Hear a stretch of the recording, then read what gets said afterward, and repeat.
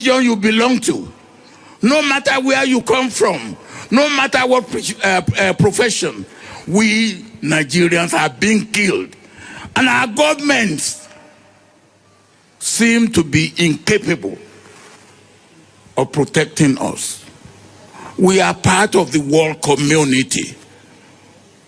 If our government cannot do it, we have right to call on the international community to do for us what our government cannot do for us. And for anybody to say because those who are being killed belong to this region, belong to this religion, belong to this tribe, and then others too are being killed, cannot be an acceptable excuse. Before I left government, I know we had capacity to pick up anybody in Nigeria who commits crime anywhere. The capacity that we didn't have then is after we have identified and located such a criminal, we have no capacity to be able to pick him up without moving on land or by air. Now we have capacity. With drones, you can sniff them up. You can take them out. Why are we not doing that? Why are we apologizing? Why are we negotiating? No matter what religion you belong to, no matter where you come from, no matter what profession, we Nigerians are being killed. And our governments seem to be incapable of protecting us. We are part of the world community. If our government cannot do it, we have right to call on the international community to do for us what our government cannot do for us. And for anybody to say because those who are being killed belong to this region, belong to this religion, belong to this tribe, and then others too are being killed, cannot be an acceptable excuse. Before I left government, I know we had capacity. No matter what religion you belong to, no matter where you come from, no matter what profession, we Nigerians are being killed. And our governments seem to be incapable of protecting us. We are part of the world community. If our government cannot do it, we have right to call on the international community to do for us what our government cannot do for us. And for anybody to say because no matter what religion you belong to, no matter where you come from, no matter what profession, we Nigerians are being killed. And our governments seem to be incapable of protecting us. We are part of the world community. If our government cannot do it, we have right to call on the international community to do for us what our government cannot do for us. And for anybody, no matter what religion you belong to, no matter where you come from, no matter what profession, we Nigerians are being killed. And our governments seem to be incapable of protecting us. We are part of the world community. If our government cannot do it, we have right to call on the international community to do for us what our government cannot do for us. And for anybody to say because those who are being killed belong to this region, belong to this religion, belong to this tribe, and then other assistance to Nigeria. If they don't, there's going to be hell to pay. It's unfortunate that President Trump has been misinformed. This false narrative that there's some persecution or a genocide. Why isn't it a genocide against Christians in Nigeria? We don't want to be the next Sudan. You dispute the numbers that have been reported to have been killed, but you have no idea how many Christians have been killed. We are not hiding any facts. Right now, you have an Islamist government in Nigeria. There is a reason that we're seeing these Islamic militants going around and yelling Allahu Akbar. That's not by coincidence. It's easy for her to sit thousands of miles away and play games with people's lives. I perform several burials because the Islamic are controlling the government. Let me tell you, there's a genocide in Nigeria.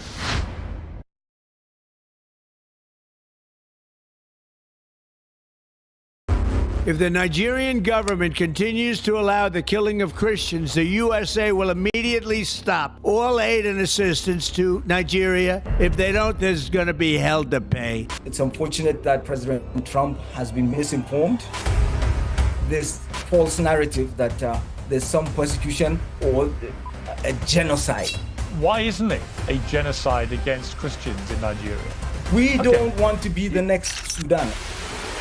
You dispute the numbers that have been reported to have been killed, but you have no idea how many Christians have been killed. We are not hiding any facts. Right now, you have an Islamist government in Nigeria. There is a reason that we're seeing these Islamic militants going around and yelling Allahu Akbar. That's not by coincidence. It's easy for her to sit thousands of miles away and play games with people's lives. I perform several burials because the Islamic are controlling the government. Let me tell you, there's a genocide in Nigeria. Every one of us must rise up. The armed forces are not neutral. They collude. They collude. They collude with the armed bandits that kill people, kill Nigerians. They facilitate their movements. They cover them. If you are depending on the armed forces to stop the killings, you will all die one by one. Every one of us must rise up. The armed forces are not neutral. They collude. They collude. They collude with the armed bandits that kill people, kill Nigerians. They facilitate their movements. They cover them. If you are depending on the armed forces to stop the killings, you will all die one by one. Every one of us must rise up. The armed forces are not neutral. They collude. They collude. They collude with the armed bandits that kill people, kill Nigerians. They facilitate their movements. They cover them. If you are depending on the armed forces to stop the killings, you will all die one by one. Every one of us must rise up. The armed forces are not neutral. They collude. They collude. They collude with the armed bandits that kill people, kill Nigerians. They facilitate their movements. They cover them. If you are depending on the armed forces to stop the killings, you will all die one by one. Point. This is an aberration. I mean, you don't attack Nigerian Defense Academy and kill officers and get away with it. Yeah. The last time I was in NDA was in 2017. I went to carry out an investigation by the Minister of Defense. I wanted me to check what is going on with the training and the security environment there. I remember I spent about a week at NDA with the commandant and with the staff, you know. But something struck me, and that was every Friday, the gate of NDA is thrown open, and everybody have access to come and pray in the mosque. And I want to actually enjoin journalists to go to all military formations across the country on Friday by 1 o'clock. You are going to see the same thing happening across all military formations, including Naval Training Command Papa, including the division in Ibadan, including NDA, including Jaji. I was in Jaji in 1994 for my junior division. And every Friday, our gate is thrown open. And everybody comes in to pray in our mosques. Even though they have their mosque outside. If you go to defense headquarters, I serve at defense headquarters as the Deputy Director, Defense Administration between 2015. It's not about ransom. They just want to pass a message. We can come in. We can do what we need to do. And there are some hardliners in this government that are sponsoring this kind of narratives. They just want to show that they can Islamize this country. They think about Taliban, they think about the Mujahideens, and they want to replicate it in this country. And they don't care what happened. They simply don't care. As long as at the end of the day, there's Sharia, and there is whatever thing they have in their head they want to achieve. So these people that are sending messages are sponsored by Nigerians. You remember this Boko Haram issue started since 2012. Yeah. And I was in the military intelligence that time. We arrested those people. It is my organization that actually conducts interrogation and interview. And they mention names. I mean, I can't come on the air and start mentioning names of people that are presently in government now that I know. Presently in government. That the boys that we arrested mentioned. Some of them are governors now. Some of them are in the Senate. Some of them are in Aso Rock. The intention is to Islamize Nigeria and practice Sharia. And it doesn't matter if some people die. It doesn't matter if you're embarrassed. It doesn't matter if our economy has degenerated. Look at the interest rate. Look at the inflation rate. Look at the debt profile of Nigeria. They don't care. As long as at the end, the Quran is at the sea. So some people in this country have this mindset. And we must tell the truth. If you tell the truth, you die. If you don't tell it, you die. Some people have this mindset to Islamize the nation. And they are in the government. And people know them. The DSS know them. The NIA know them. The DIA knows them. You can't succeed without an inside person. And this attack you saw has insiders collaboration.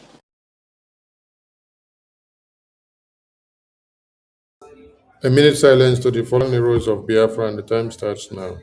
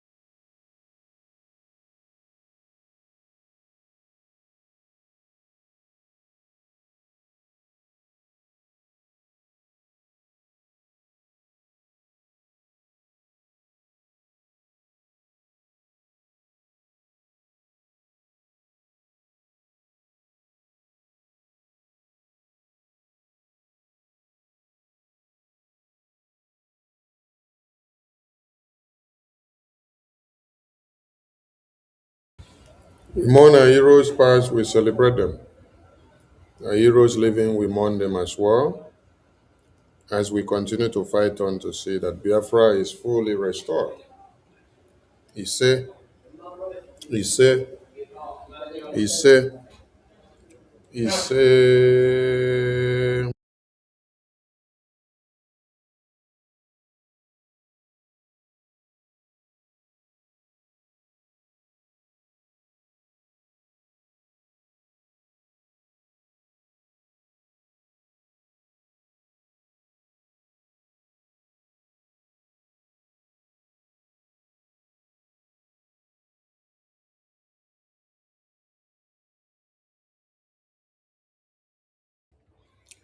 Greetings to everyone,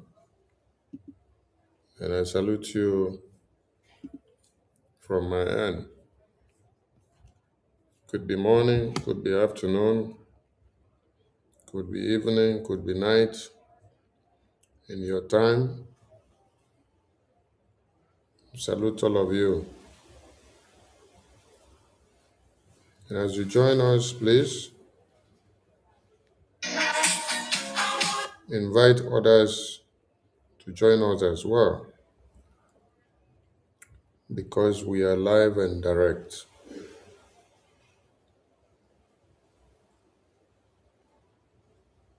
We are going live on TikTok now. So join us on all platforms as we continue to carry the message of freedom. We salute all of you. We salute our leaders that have lived before us and are no more. And we salute all our heroes that have fought the path of freedom, both the living and the dead. We salute our leaders that are in prison today. Mazi Nnamdi Kanu, Mazi Simon Ekpa, and every other Biafran that is in prison because of Biafra. We salute all of them.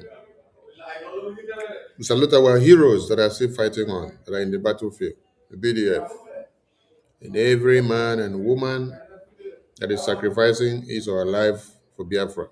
We salute you all. Today is 21st of January, 2026, in the day of our Lord Chukwu Okike Abiyama.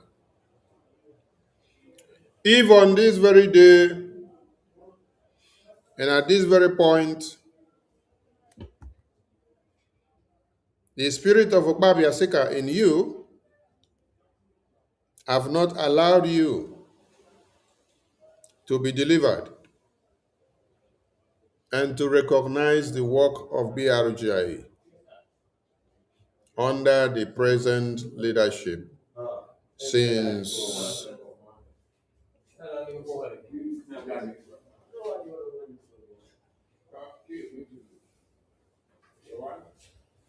since 2024 November, when Prime Minister Simon Ekpa was in prison. If at this very point and on this very day, 21st January 2026, the spirit of Okpabiasika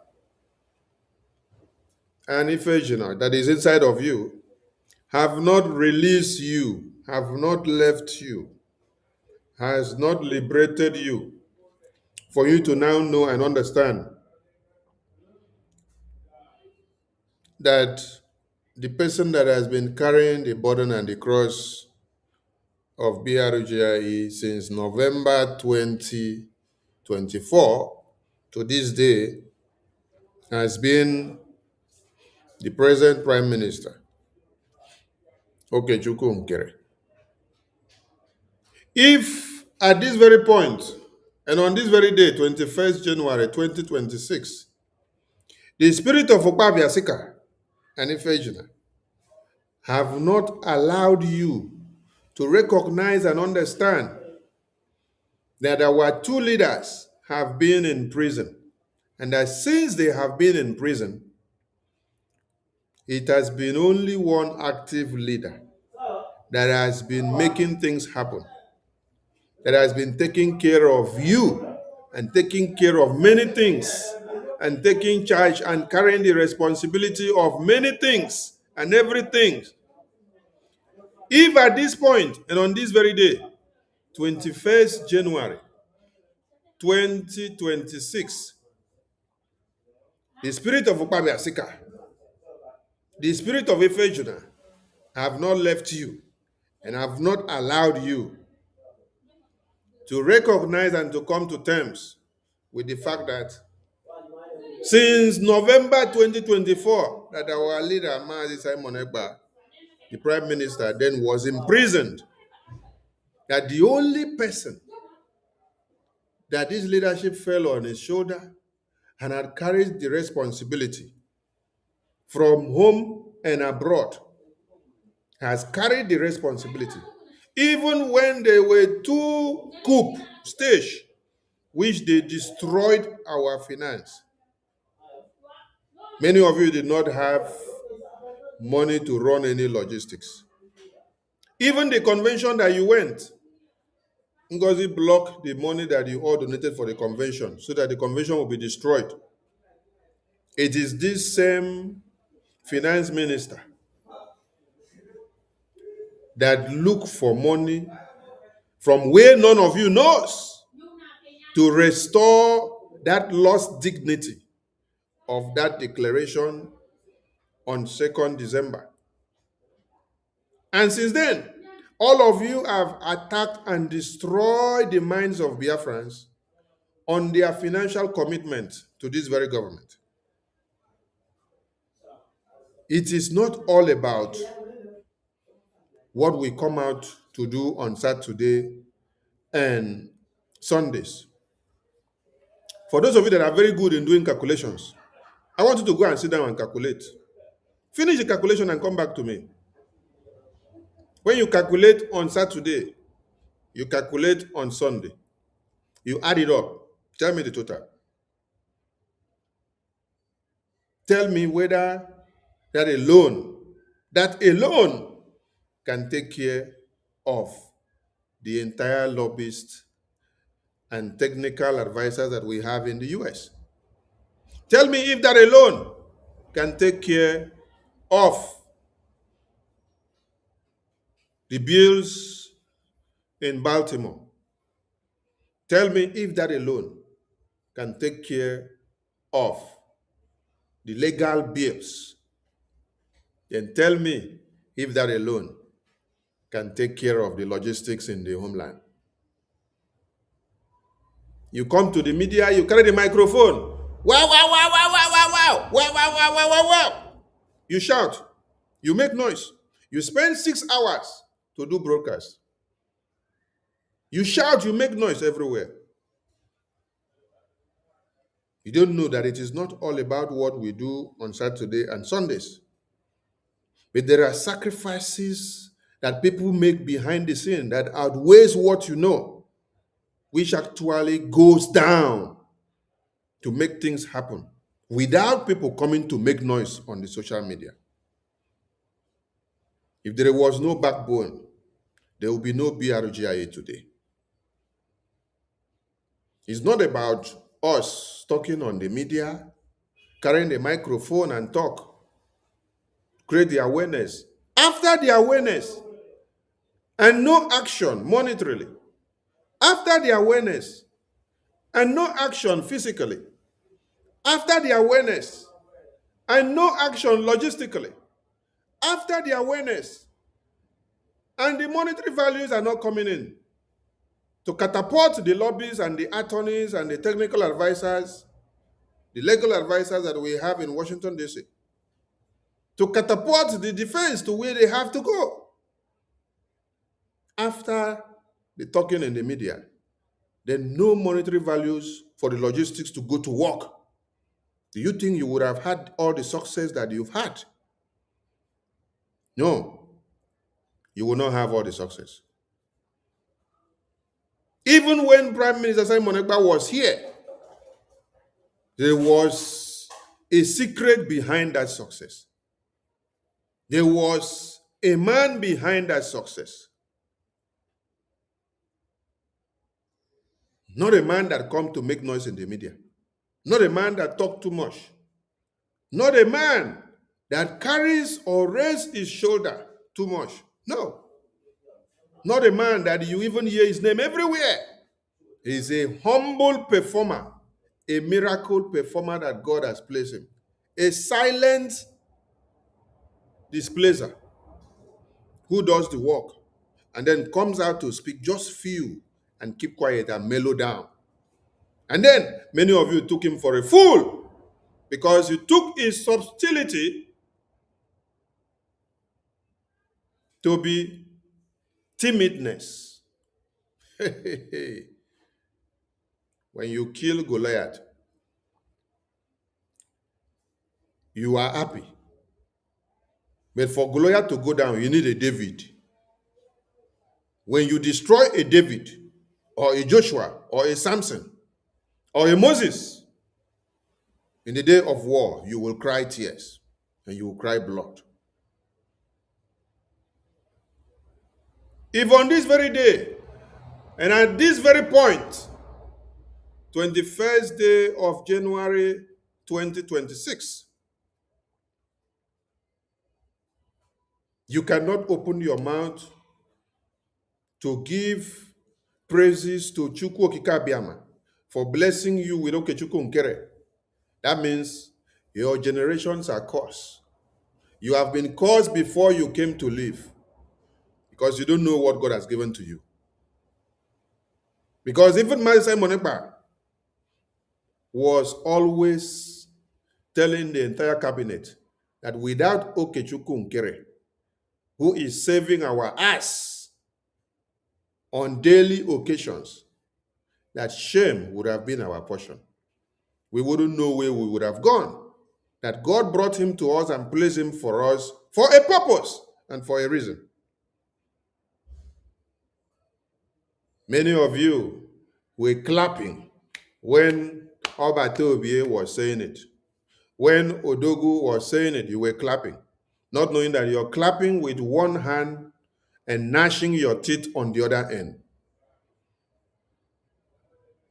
If on this very day, 21st day of January 2026, you can confidently come out to continue to destroy Okechukwu Nkere's name or Elias or Atoni Dabiri or BRJ.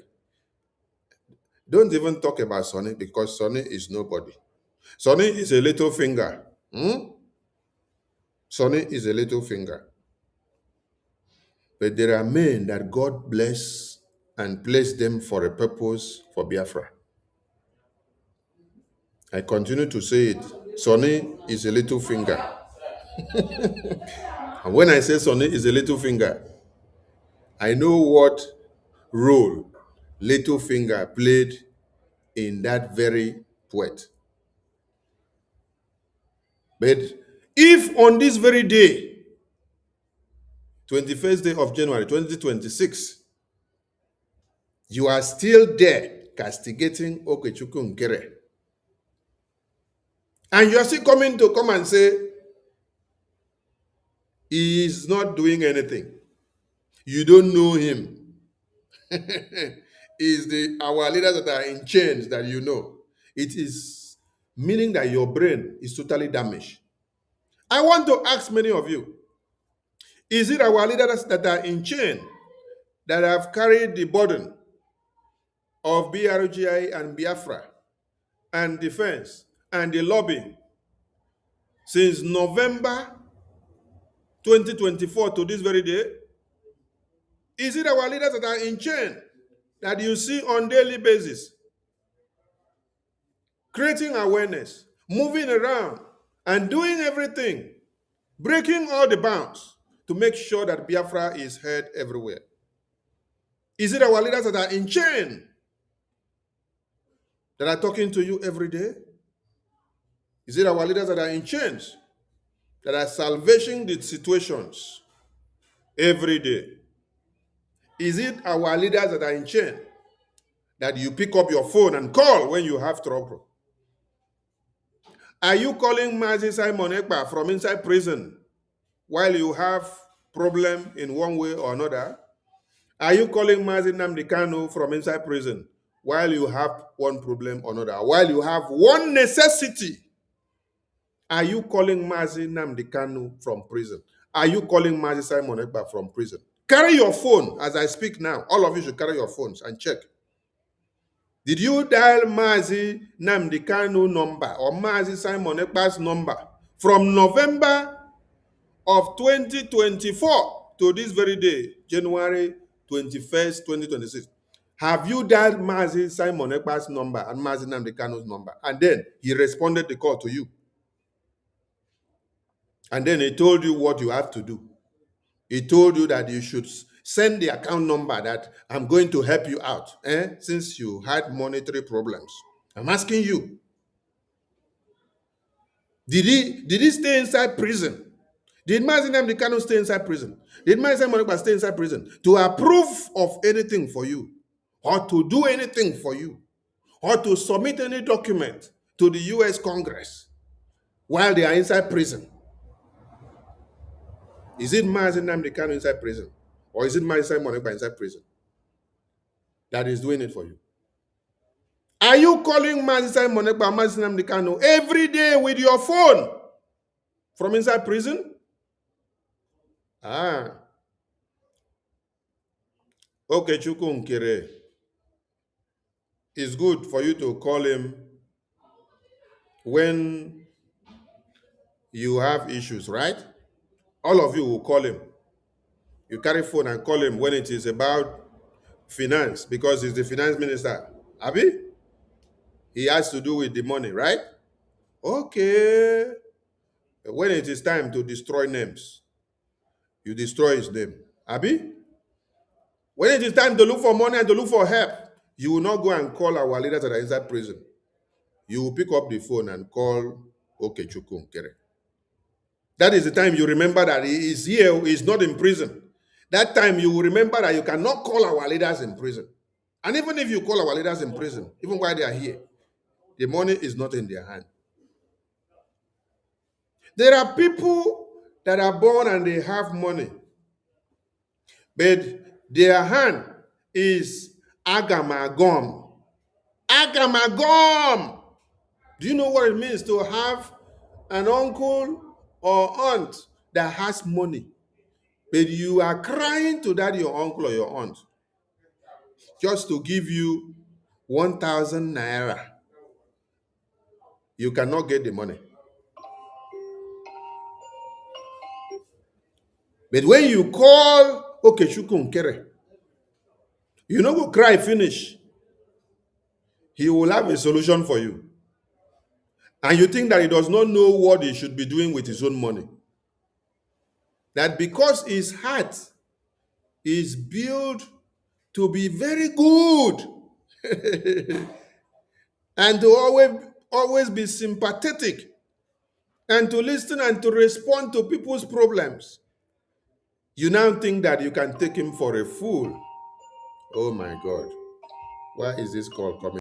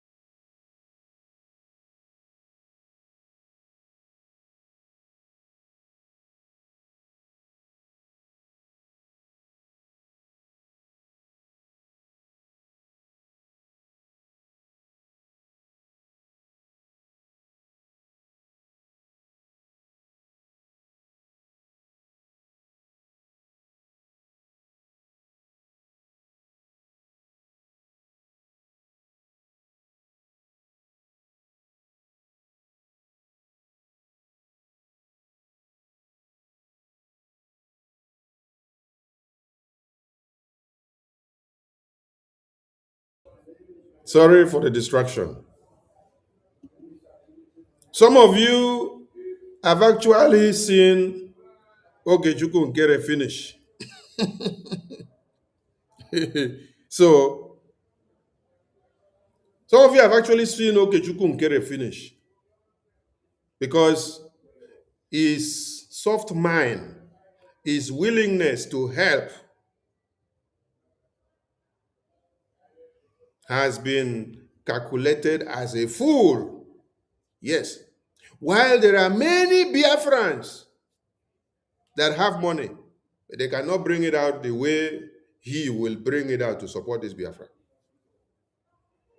I thought we had professors, doctors inside BRUJIE while Prime Minister Simon Ekpa was here.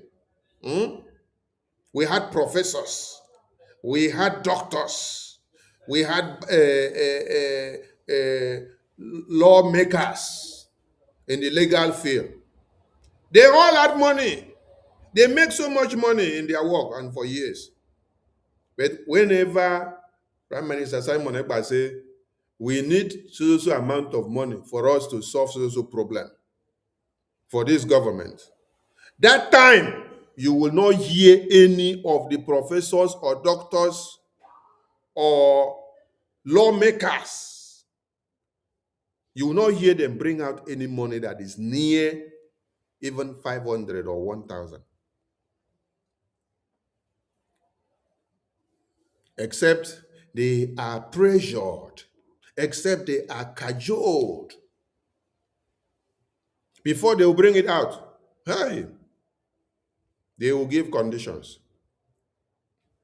But Okechukwu Nkere will stand up and say, I am borrowing, I am lending the government 20,000 ejemma, 10,000 ejemma, so that we can solve this problem and move on, so that nothing will be a blockade to our progress. But all of you there, professors and doctors and bishops, professors and doctors and bishops, you all have the money. You cannot bring it out. But Okechukwu Nkere is... Chai! When I don't see Okechukwu Nkere finish, because of say, he wants this Biafra tomorrow.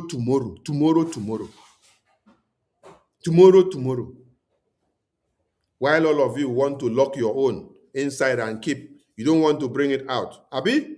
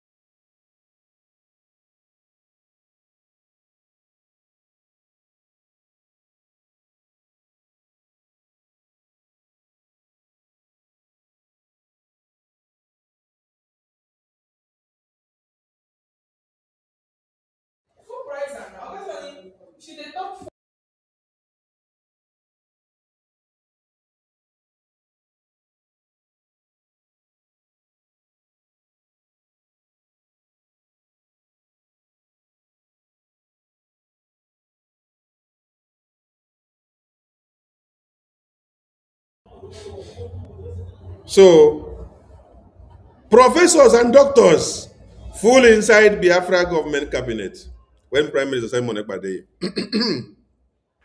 The professors and doctors cannot bring out their money willingly without compulsion. I don't mean bringing out 100 Ejima like Sonny.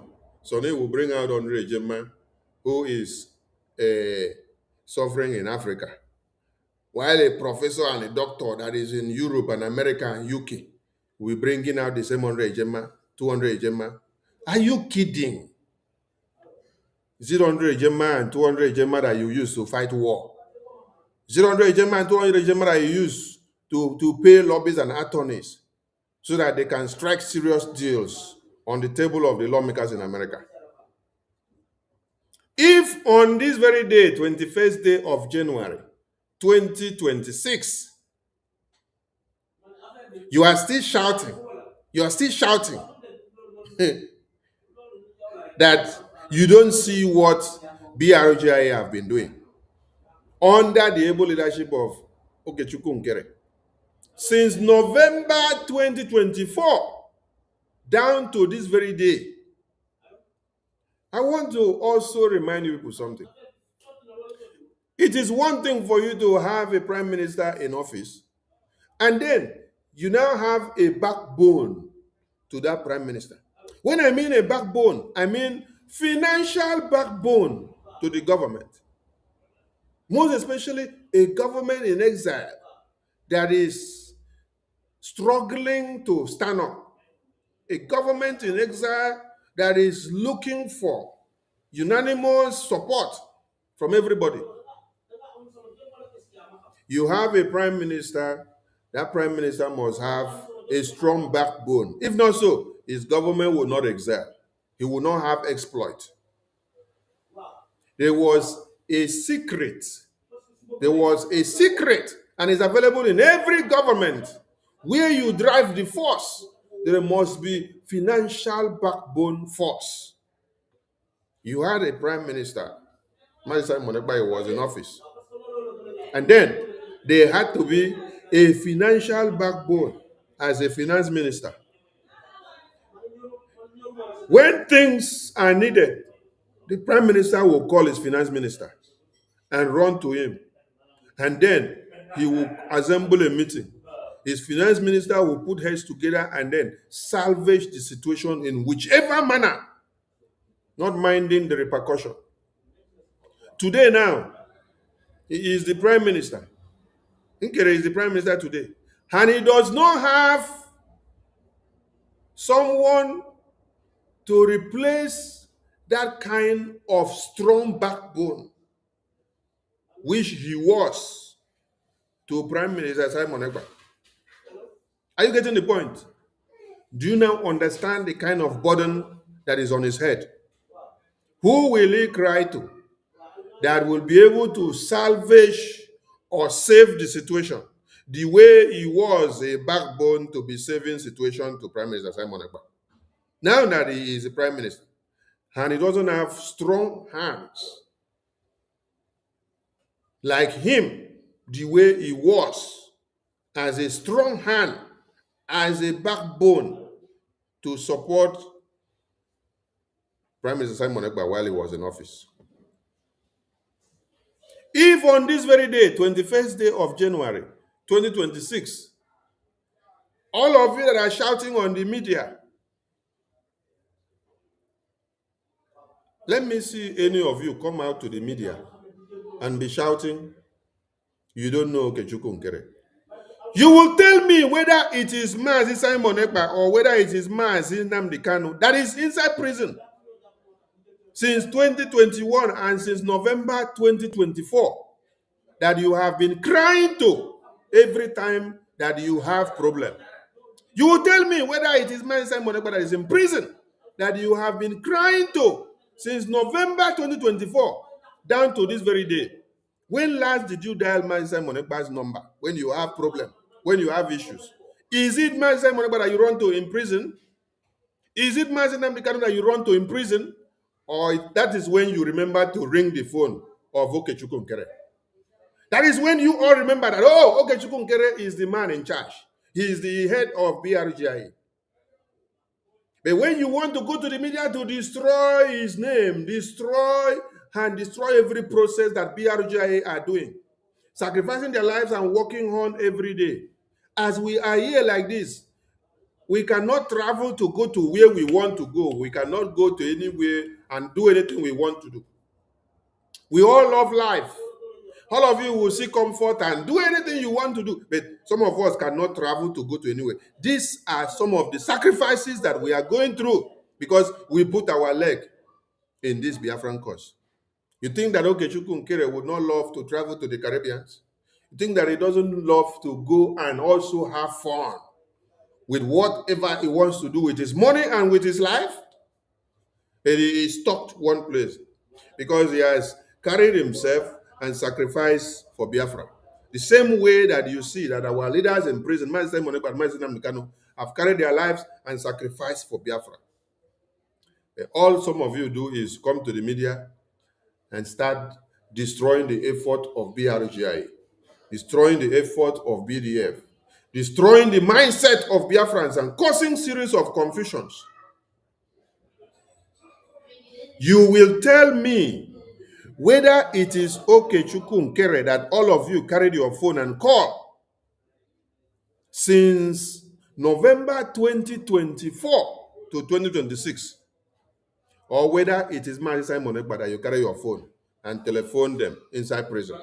Whether they answered you and responded to you from inside prison and gave you what you need. You will all tell me. If not, hey, the God of Biafra will slap many of you.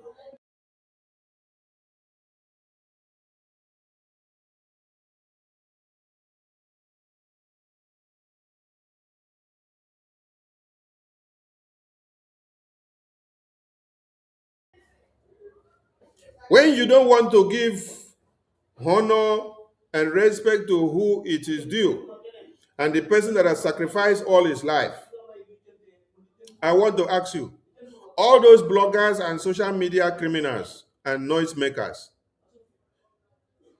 whichever way can you tell me that they have raised money for you, that you have run to them and then they are able to give you 1 million naira, for those of you that are in Nigeria, or you're looking for 2,000 a gemma and then you can get it, or looking for 3,000 a gemma, you can get it, you're looking for 3 million AJ, you can get it from them.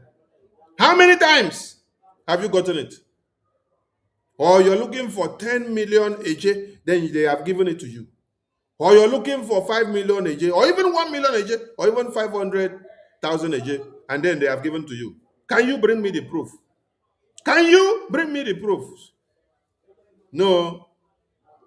You want to wake up to destroy what you have built and what we have built.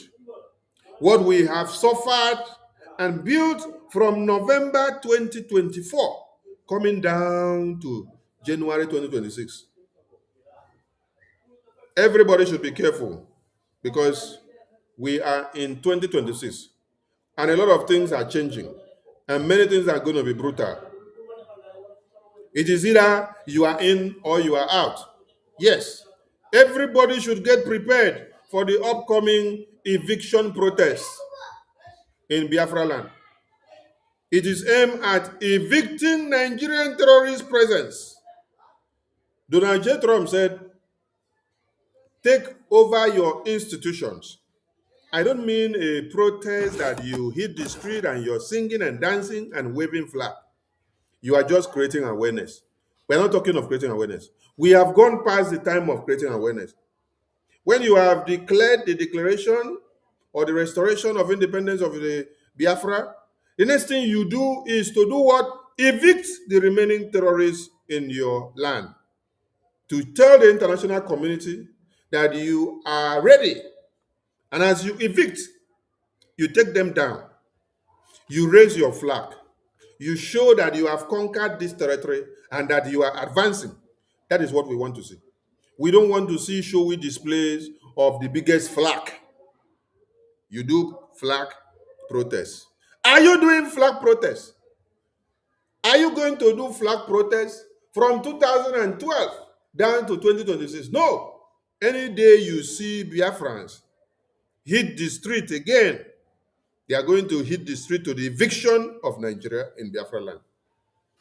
You cannot have Mazi Nnamdi Kanu imprisoned, sentenced to death, sentenced to life imprisonment, and then you're just going to the street.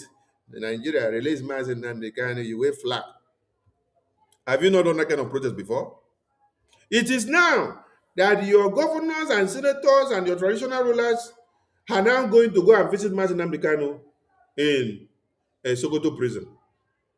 When he was not sentenced to death and life imprisonment, they did not go to see him. They did not go to challenge Nigerian government. So they waited for Nigerian government to kill him. You see, the worst thing and the most foolish thing is to hear a Biafran say, if anything happens to Mazi Nnamdi Kanu, if Nigerian government kill Mazi Nnamdi Kanu, if they poison Mazi Nnamdi Kanu, or if they kill him.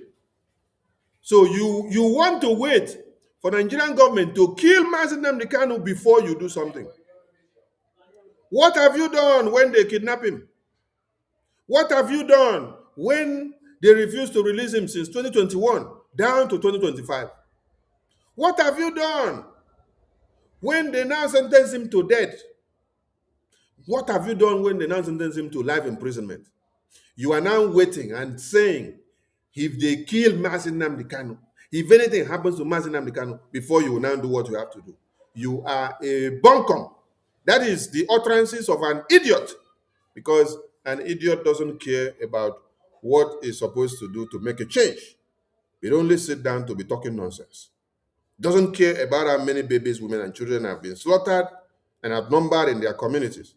Instead, you're waiting to hear Nigeria tell you, we have killed Mazi Nnamdi Kanu, before you now take the big action that you're supposed to take.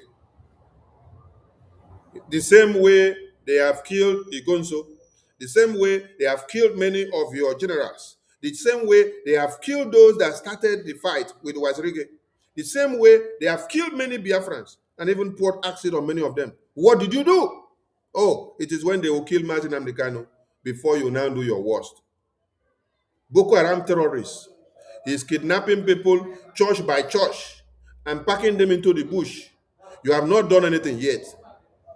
Boko Haram terrorists is coming to your community and kidnapping many of you in Enugu Road, inside Enugu, and in Imo State, inside Imo. You have not done anything. You have not gone to capture the terrorists and slaughter them to pieces. You are waiting until when you hear say they kill Mazi Nnamdi Kanu. You are a bunkum, because even if Nigerian terrorists kill Mazi Nnamdi Kanu today, as dullard and as foolish as you are, you will not still do anything. Because if you are not foolish, you will not go and abandon Mazi Nnamdi Kanu in the first place. They now give you Peter Obi. You now leave Mazi Nnamdi Kanu. You say, Mazi Nnamdi Kanu, wait, let me go for Peter Obi election, Igbo presidency. You go, when you try, you say no work. You now remember, oh, Mazi Nnamdi Kanu, are you still in prison for Biafra? I'm coming back. You now come back, you continue to shout, holy, holy, holy, holy, Mazi Nnamdi Kanu is another savior. Now they now say, Mazi Nnamdi Kanu, we are sentencing you to death. We are sentencing you to life imprisonment. What is the next thing that all of you are doing? What all of you are doing now is that you now go back to Obi again.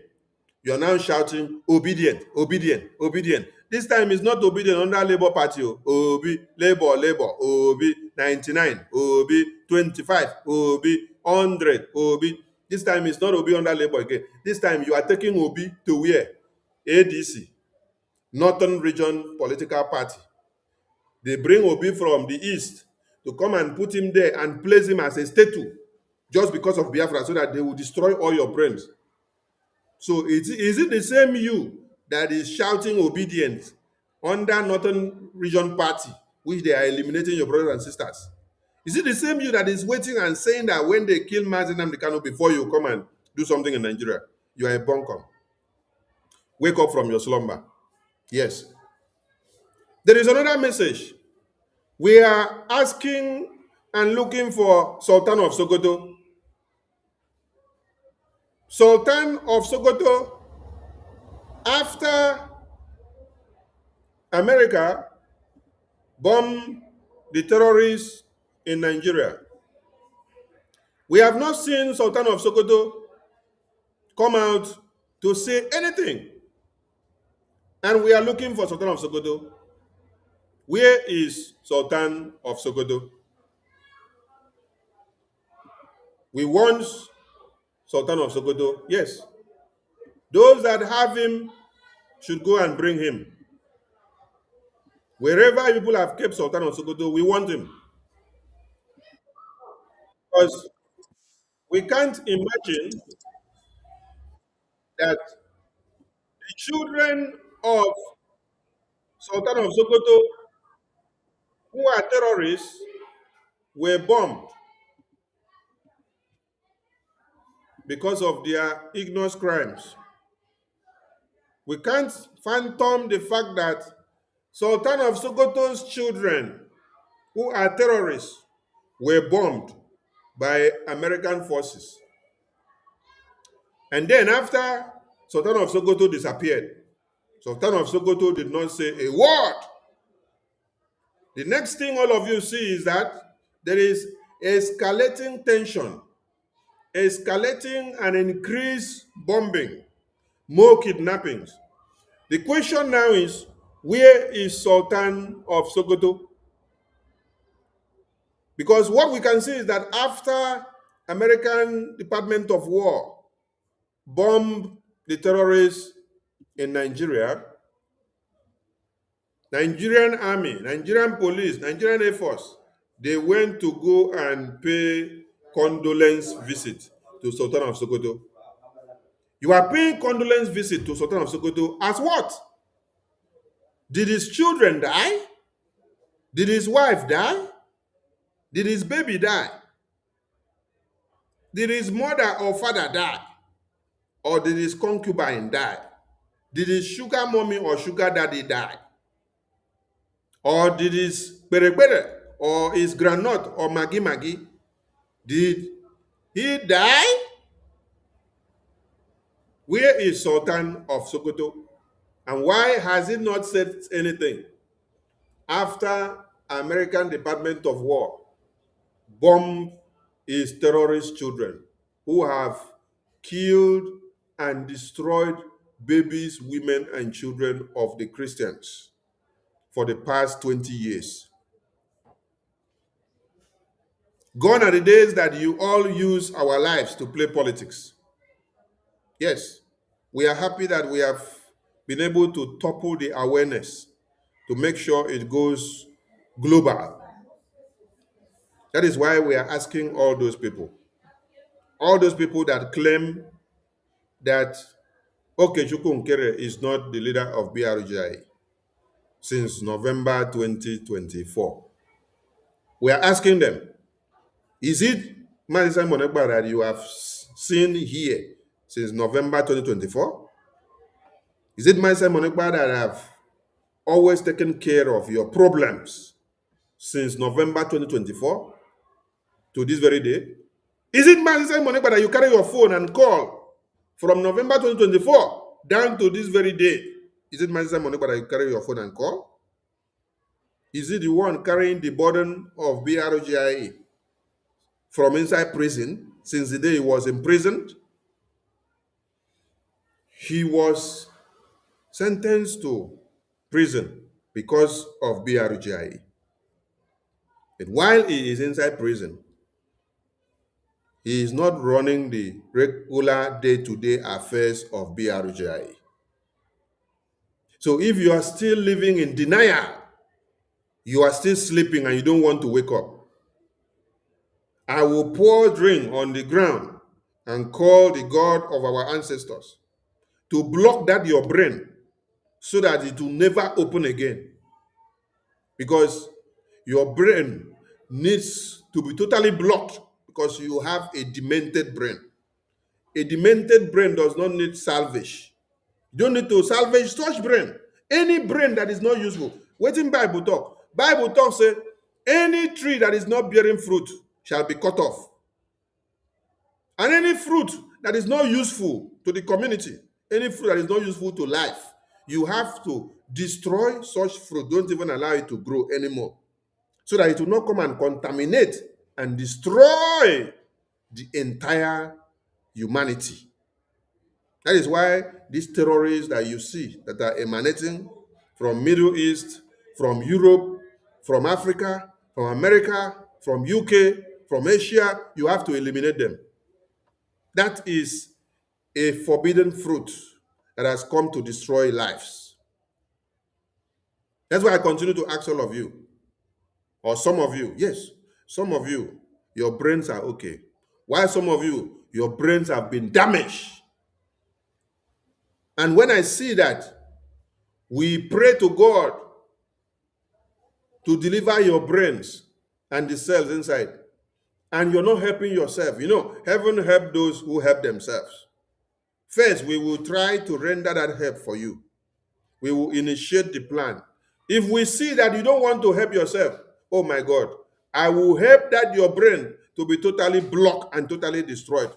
Because something that is not useful should not be allowed to stay, because it will cause people more damages.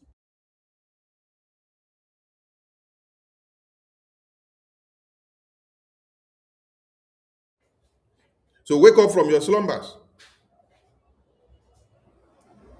The highest awareness that has not been created and the highest attention that has not been attracted on Biafra in the international scale has happened since November, coming to this 2026 January. And it is happening under your own watch, while you are here, while our two leaders are in prison, and while all the responsibility is falling on you that is here, who is not in prison. And if you fail to acknowledge it, I will help you for your brain to be totally damaged.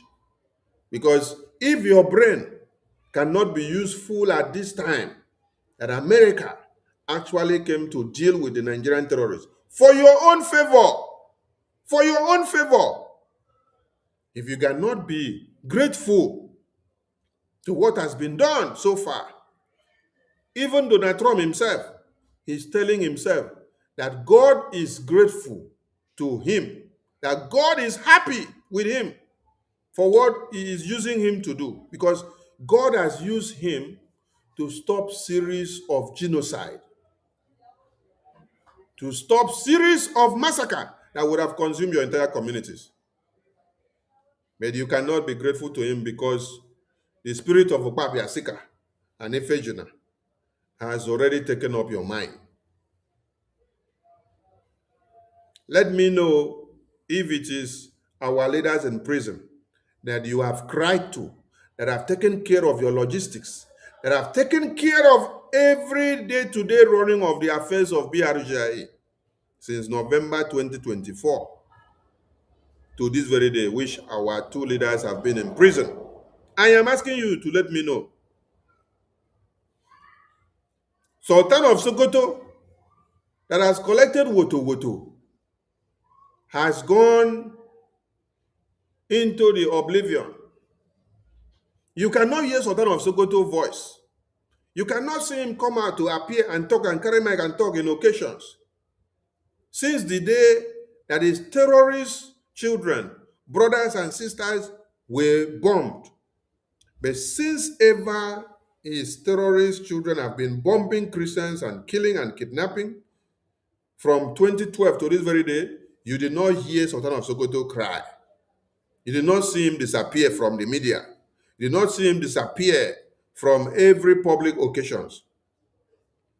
But since the day American Department of War dropped that bomb on their terrorists in Sokoto, which happens to be the capital of where the logistics is distributed, where every agreement is being made, where they now agree to now dispatch themselves into every Christian community to go and slaughter. Since that day, we don't see Sultan of Sokoto. Where is Sultan of Sokoto? It's a question that all of you need to find out. That is what you need to call them and ask. Where is Sultan of Sokoto? Listen to this.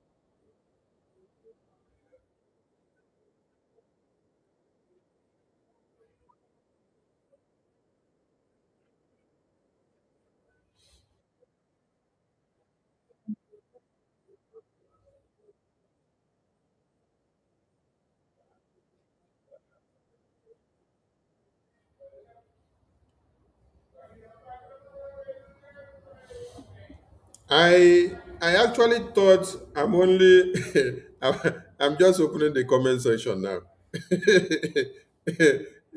You guys are bombarding too many comments in the comment section.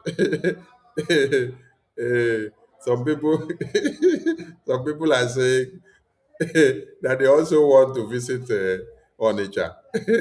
Ayo, Ayo said he also want to visit Onitsha. Oh my God, you guys are wonderful.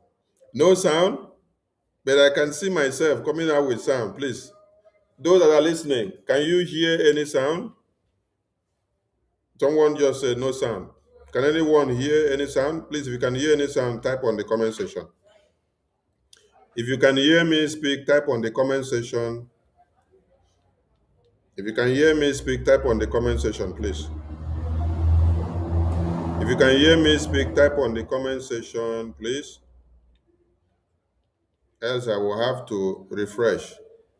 If anyone can hear me, type on the comment section, please.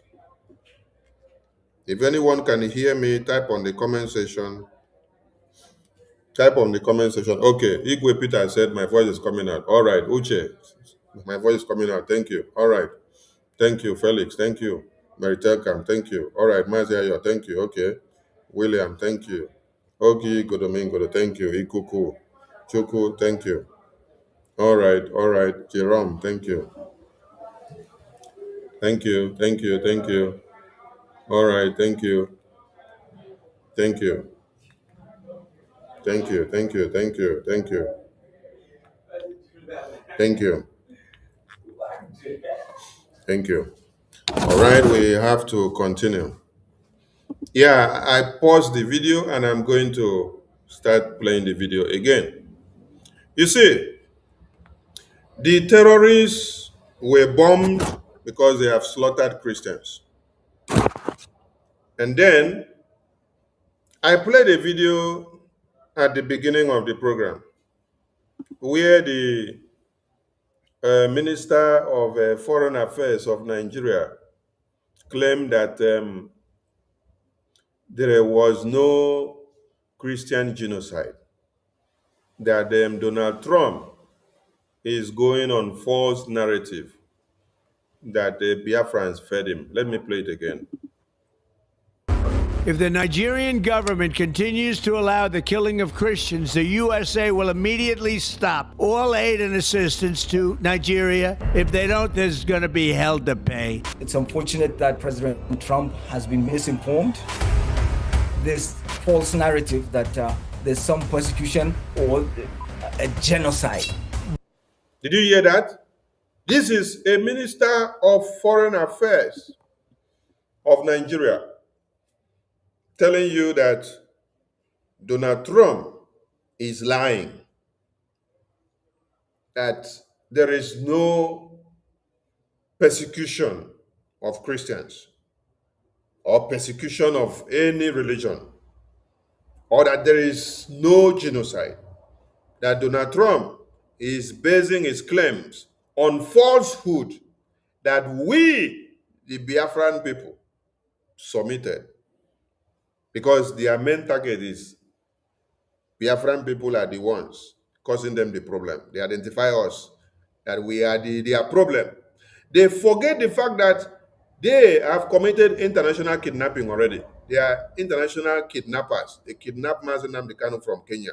That is one international treaty that they have broken. And they're not supposed to be amongst member nations sitting down to talk when you have violated international community ethics.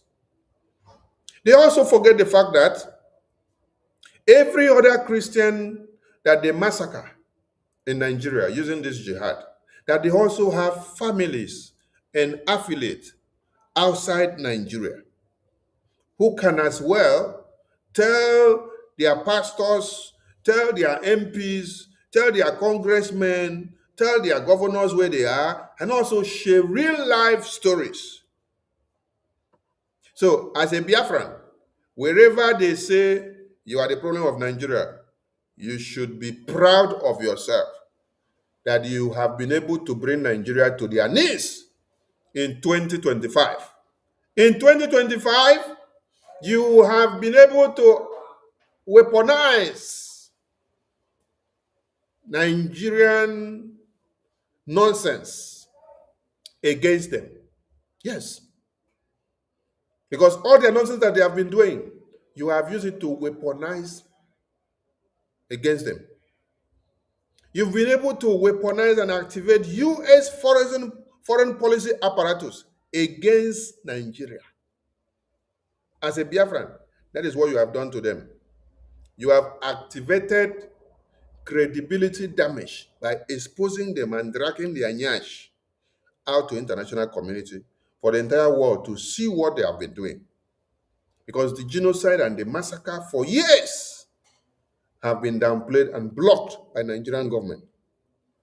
In 2025, I also want to ask those that say, okay, Chukwu Nkere, BRGIE, the BDF are not the one doing things that have happened. I want to ask you, is it Mazi Simon Ekpa or Mazi Nnamdi Kanu that are inside prison that submitted the congressional testimony against Nigeria for Biafra and for our leaders that are in prison to the U.S. Congress? Is it our leaders in prison, Mazi Simon Ekpa and Mazi Nnamdi Kanu, that submitted that congressional testimony to the U.S. Congress? Is it? Una mumu too much. That is why the hatred in some of you cannot even allow you to make progress in this Biafra. Yes. Because while your backstabbing and envy and jealousy and evil outweighs the good that you want to do, how can your good outshine? Your good can never outshine. Because your evil has overwhelmed you. It covers your face in shame. BRGIE has been able to weaponize U.S. foreign policies apparatus against Nigeria. And I want to address something. Some of you are in the media and some of you are basing your fact on what bloggers are doing. If in January 2021, if in January 21, 2026, you are basing your facts and figures on bloggers, it means you are very foolish. Yes. You go to bloggers, you pick news, you now base your conclusion or your analysis on what a blogger is saying. A social media blogger, a content creator. It means you have a problem. Yes. Because you are the one creating the news for the bloggers. You are the one doing the work before the bloggers will see something to talk about. So why will you now be basing your conclusion or your reservation on what bloggers are doing while you are the one creating the news for them. If you did not convene in a White House on the 18th of September 2025 to testify against Nigeria for Biafra, for our leaders in prison, for Christian genocide, for religious persecution, will Nigeria be running to America to go and beg? Will the bloggers have a topic to make do with on daily basis?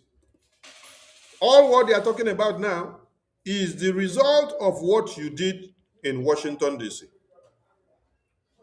So for those of you that listen to how bloggers are interpreting the message that, American U.S. Command, that American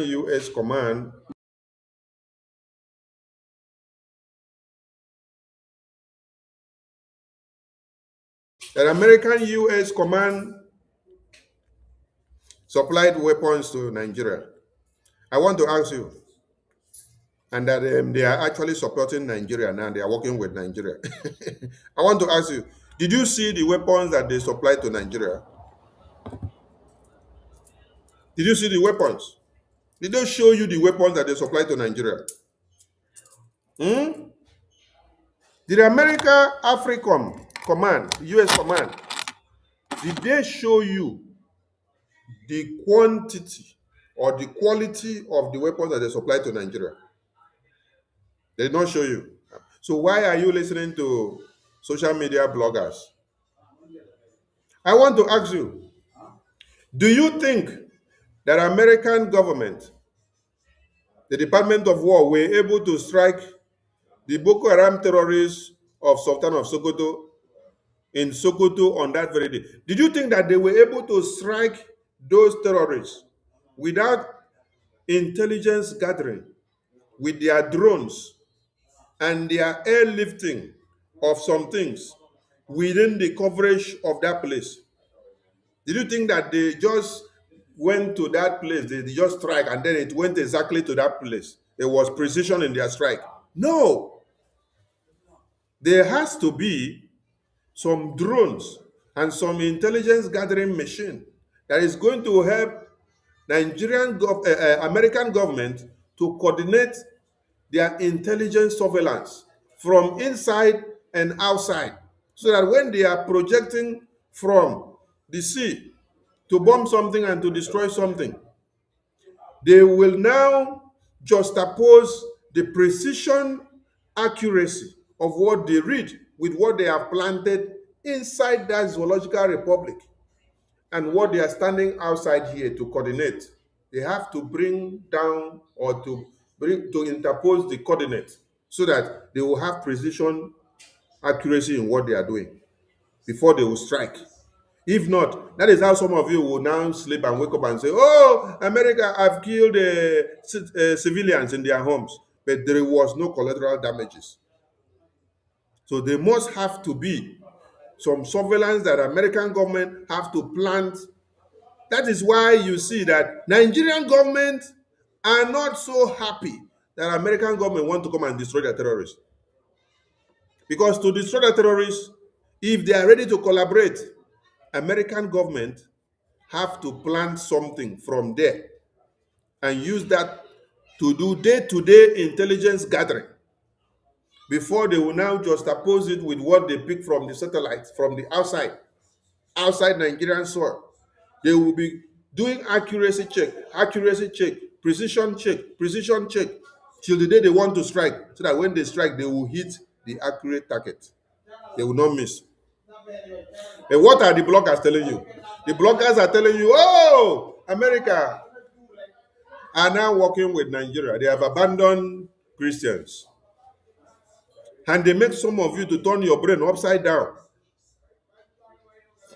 Is it the bloggers that are explaining news to you, or you that actually engage the lawmakers should be the one to explain the news to the bloggers? Bloggers are to make money with whatever narrative that they push out there. There are many of the bloggers that are looking for everyday downfall of American Department of War as they are going about to eliminate the terrorists. So how do you expect that such bloggers will now report anything positive about the effort of the U.S. Department of War on the elimination of the terrorists inside Nigeria? Instead, they will go on the offensive against every good work of the Department of War of America. God has blessed and placed those people in a situation that they can come to eliminate all the terrorists for you. I want to ask you, since 2012, how many countries have come to look at the Christian genocide in Nigeria? Since 2012, how many countries have even had a second thought of asking you, how many Christians have been massacred in your communities? Do they care? No, they don't care. What they care is how many barrels of oil do they have to take out? How many pipelines of gas do they have to install? How do they have to take out the oil, the bitumens, the aluminum, the steel, the iron ore, the californium, the uranium? That is what they care. They care less about you. It's only America that is doing it. So when America is doing it, and those ones that enjoy from the death of your babies, women, and children, they will come to the media to play the devil's advocate, to try to downplay and to turn the narrative. If the foreign minister of Nigeria opened his mouth to say that Donald Trump is basing his claim of Christian genocide on falsehood, what do you now expect of the bloggers, the content creators that are emanating from Nigeria, that are groomed and bred from Nigeria? What do you expect of them? Do you expect them to be spectacular? Do you expect them to be truthful? Do you expect them to be different? No. A goat can never give birth to a lion, and a lion can never give birth to a goat. My father was a soldier, and that blood flows in me. So I cannot become a goat. My brain will always be ticking, tick, tick, tick, tick, tick the clock. I will calculate and see where you are going. I will anticipate what you are trying to do, and I will set the trap for you before you will fall into it. I will not be the first to strike. I will be watching, because we use intelligence in the military. So I will be watching you until when you have blown foul nyash. I'll come and help you to raise foul nyash, make the breeze blow very well. That's what I will help you do. And if you think that I'll always be the one to come out to start blowing the whistle, no be me invent USB survival whistle. Oh. The person wey invent am, she dey there. I allow her to invent USB survival whistle, then I go come help am raise the foul nyash. I tell am, blow the whistle very well. She go blow. Wee! Blow the whistle very well. She go blow. Wee! Now listen to the foreign minister of Nigeria. If the foreign minister of Nigeria can lie like this, I don't know what you expect Nigerian bloggers to do. Allow the killing of Christians, the USA will immediately stop all aid and assistance to Nigeria. If they don't, there's going to be hell to pay. It's unfortunate that President Trump has been misinformed. This false narrative that there's some persecution or a genocide. Why? Can you imagine a minister of foreign affairs of a country who is supposed to speak like the president of the country? Just imagine the ambassador of America. Let me play one video from the ambassador of America here. You will hear accuracy. You will hear him speak with power. You will hear him speak with that courage.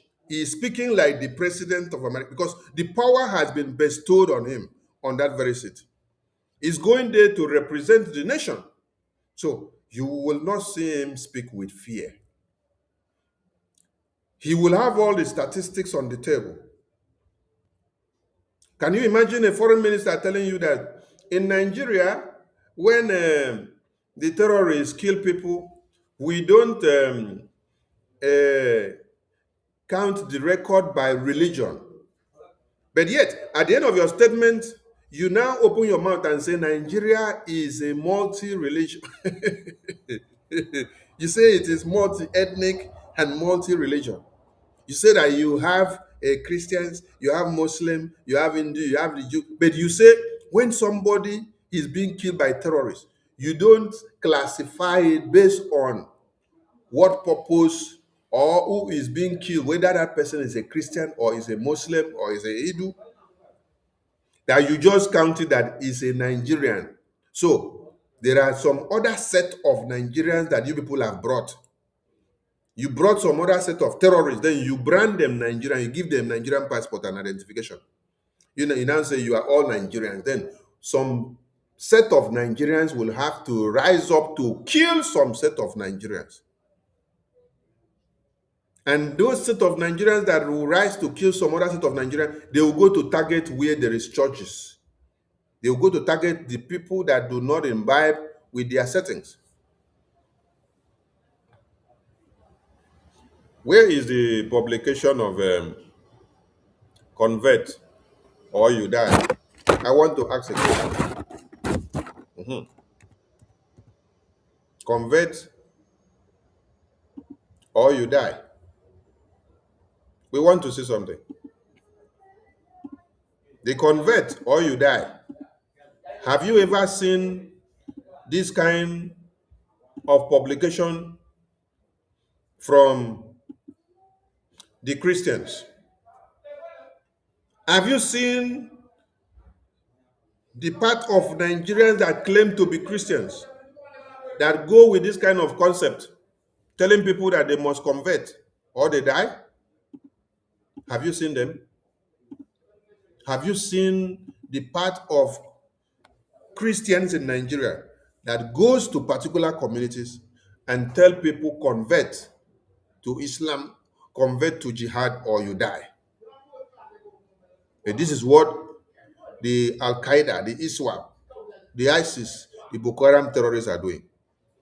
And then a foreign minister of a country is coming out to tell you that Donald Trump is basing the Christian genocide on what? On falsehood. Was it Christians that told these people to convert or they die? They stated it practically clear. Convert to this their terrorist group or you die. And the warning was given to Christians. The warning was not given by Christians to these terrorist groups. But the warning was given by these terrorist groups to Christians. 176. Today I saw the number was 178. When the man from the Epic Center was confessing and giving the live testimony, I'll play the video here, were kidnapped. This is not the first, this is not the second, this is not the third.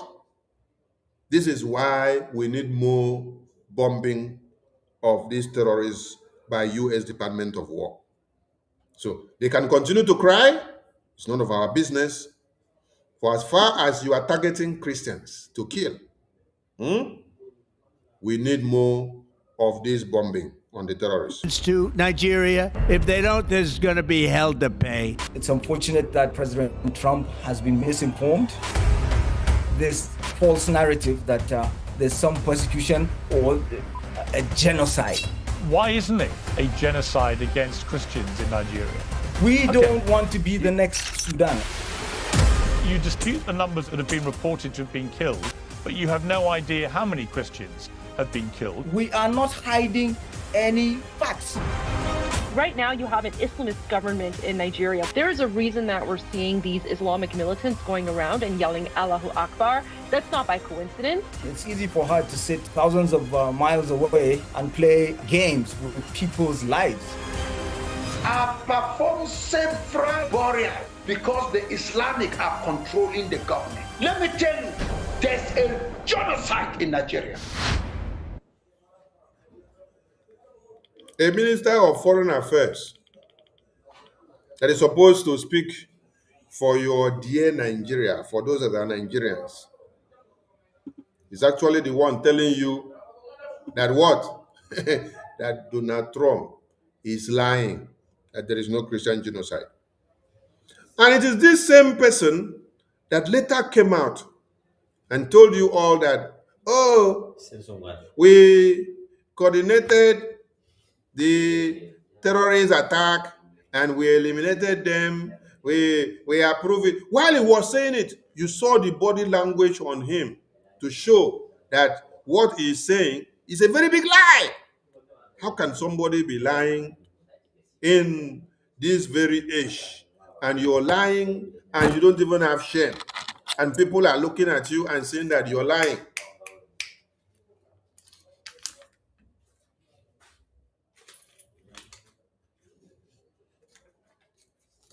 You get it?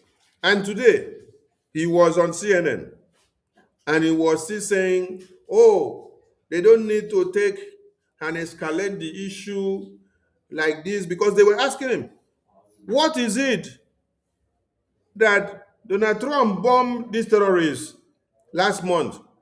And today we have seen another kidnap of over 178 people inside church again. And they asked the animal, now that you are in Davos, in the business forum in Switzerland, what do you expect to give or to present to the international community? How should they look at Nigeria, citing the insecurity that has made Nigeria to become so volatile?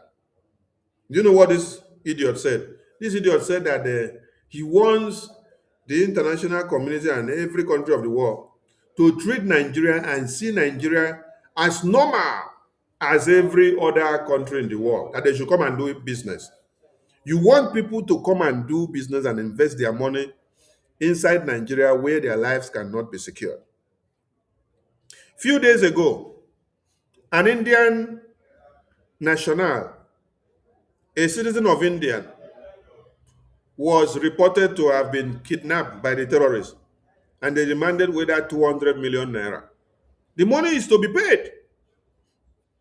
This is the kind of reputation that you create on the international community to attract investors. Which sane investor will hear that in Nigeria they kill over 125,000 Christians from 2019 or from 2009 to this very day? And Nigerian government have blocked this reportage from going out from Nigeria to America, because it's only America that seems to be the light of day that can hold anybody accountable for religious persecution. Every other country don't care. They are only concerned about how much barrel of oil and gas, how much natural resources they can suckle from your lands. They care less about your lives. You're telling international community they should come invest in Nigeria. Oh, come and cohabit with us. We have terrorists. We are very proud of it. It is a prevalent condition. So just come. Take us as every other country. You have to learn to live with our terrorists. If they kidnap you, they kill you. If they cut off your head, if they kidnap your baby, if they cut off your hand, if they force you to convert to their terrorist group as a Christian, or they kill you, hey, no problem. But just come. Just come and invest in Nigeria, because we are the den of the terrorists. And did you know that he also claimed that the terrorists or the kidnapping is also as a result of climate problem?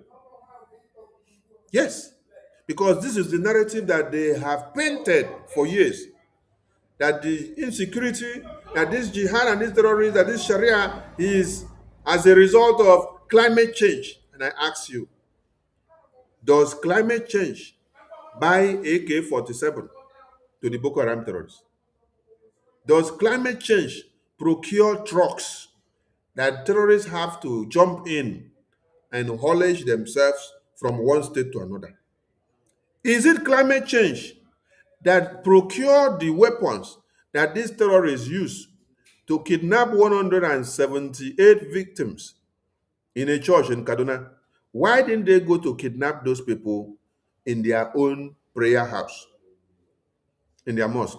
Why did they go to kidnap the people inside the church? Because they know if they go to carry it out in their own mosque, it is counted as terrorism. It is not counted as genocide. Because you cannot see a Christian go and kill a Christian, and then you say a Christian is committing genocide, religious persecution. What are you persecuting the person for as a Christian? I thought you are all of the same faith. So, these terrorist groups are all of the same faith, with all of them that hit their head on the ground and be shouting that they are nonsense. So, they should rather be going there to that their own church to go and kidnap their people and kill them there. Let us see how they will now see the 7,000 virgins when they go to heaven. I wonder the kind of virgins that will be very useless for animals like this to have them. When they say in that their book, it is embedded that they have the prospect of 7,000 virgins. Hey, hello, Mero. So the pride of virgins have become so useless that instead of you to even give a virgin to a fine boy, or a beautiful boy, or a beautiful man, you now go and give a virgin to a monkey. You go and give a virgin to a monkey in the name of terrorist religion. Hey, hello, Mero. 178 have been killed, have been kidnapped. We don't have the hope and the aspirations of seeing all of them back alive. Is Nigeria still breathing? Are all of you that are believing in Nigeria still breathing? Where are all those people that used to come and attack us when we are doing Biafra programs? I think some of them are beginning to disappear. Please, we don't enjoy when we don't see them. Yes. We enjoy when we are talking and we are seeing them in the comment section, especially on TikTok. They used to flood this TikTok chat room. They will write all manners of nonsense, so I'll just be looking at them. You know, our own is, as you are writing, you are disgracing yourself. We don't waste time on you. We focus on bringing results. We continue to work hard. When you sleep and wake up, you come back tomorrow, you see result.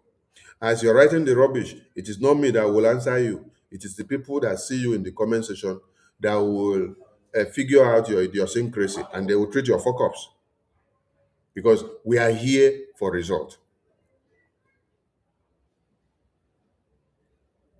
So, Sultan of Sokoto needs to be brought out.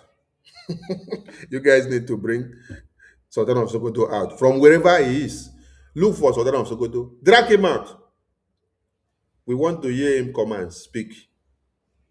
Let him not go and hide and be engineering his boys to go and kidnap more 174 church members inside church. Why are they not going to kidnap the Sultan of Sokoto himself? Why are they not going to kidnap his own children, his own family members? Why are they not invading his own palace? Why are they going after other people? Is the question that all of you should be asking them. I salute you all. And to cap up this very program, let us go to TikTok videos. We need to bring the live event that happened and the testimonies that spoke. Here are testimonies of the people that spoke.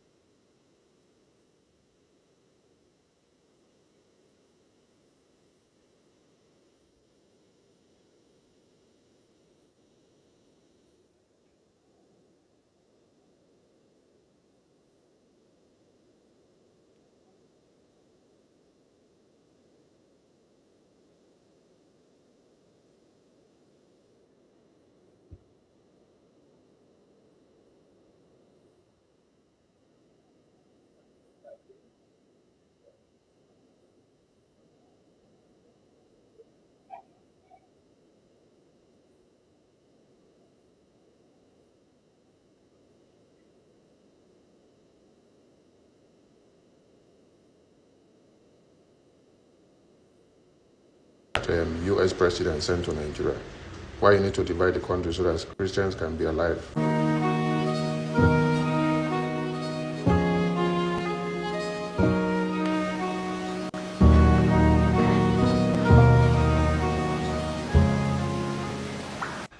After this church was invaded on Sunday in Kaduna, Nigerian police first denied that the terrorists did not kidnap anybody, that there is no report, that there is no evidence. Second, Nigerian government also denied. And then later they now published and said only 100 were kidnapped. Later on, even the governor or the local government chairman of that very state came out and was saying that the church should bring proof. They later brought the names out. Today now, over 177 people have been reported, and then the dates and the list have been released. Watch the rest of the video so that you see how Nigeria destroys lives. Why when you need more of the bombing that U.S. president sent to Nigeria. Why you need to divide the country so that Christians can be alive away from this. Wannan mutane sun zo sun same mu ne cikin ikkilisiya nan. Suka same mu ce sun riga sun kewaye garin ma ba.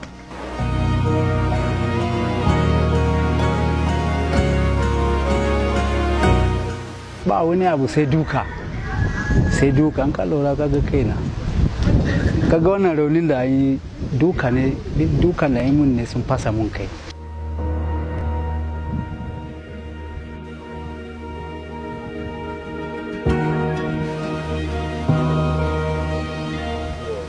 Ni an kwashe mu yara na da mai gidan a yanayin da na samu kaina don na fama tunani ne. Sun ce sun dauki mutane makasudin shine mun kira su yau ne ma sun kira mu sun ce mana wai mashina ne wanda su sun ajiye a can daji wayan jan dauka mashina din kuma sun gan hawan mashina din ya bitan nan kuma mashina din guda 17 kuma sai mun biya ko mun kawo mashina din yau wai mutane mu za su dawo kuma mun yi bincike a gari ba mu samu ba mashina din a gari.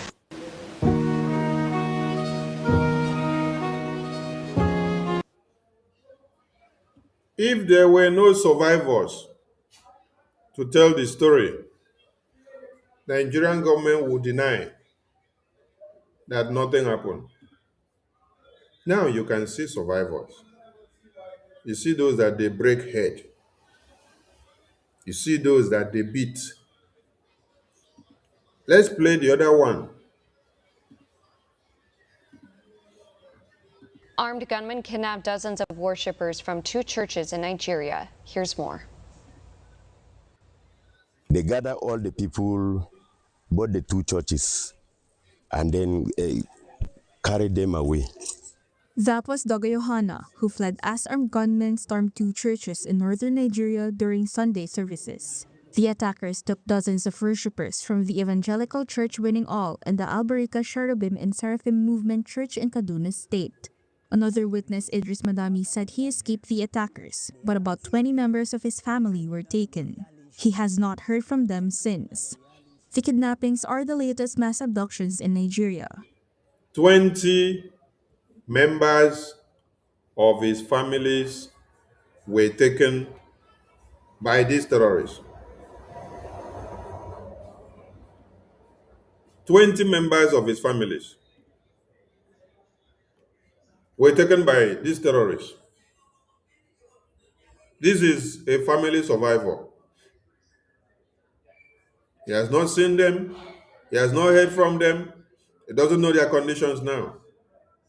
The Nigerian government denied on Monday, denied on Sunday, denied on Tuesday. Even the Nigerian police followed them to do the denial, of which they were fully aware that everything is truth, that nothing is a lie. But they deny and say, no, it did not happen.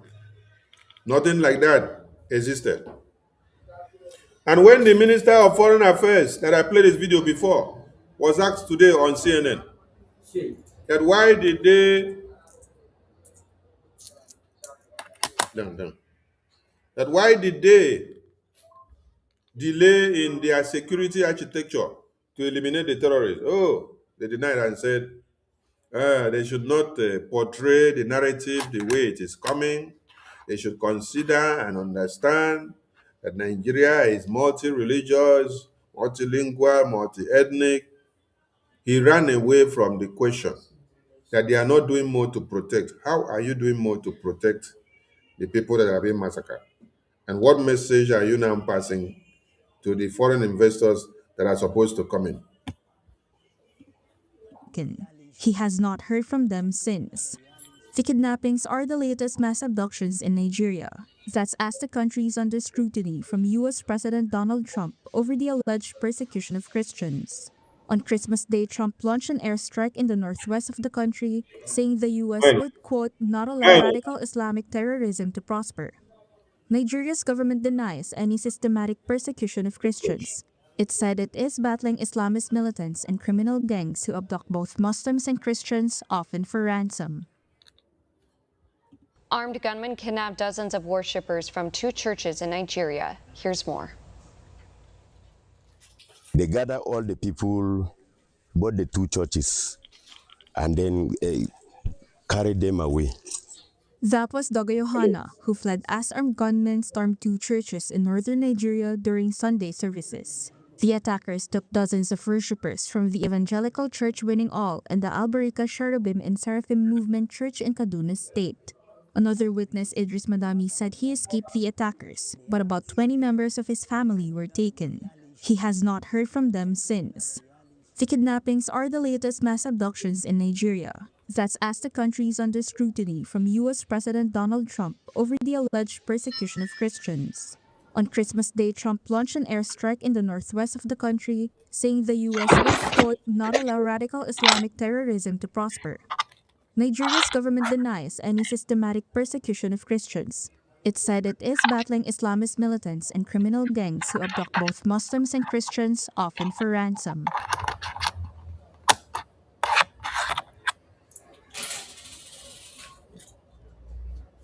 Armed gunmen kidnapped dozens of worshippers from 2 churches in Nigeria. Here's more. They gather all the people, both the 2 churches, and then carry them away. That was Dogayohana, who fled as armed gunmen stormed 2 churches in northern Nigeria during Sunday services.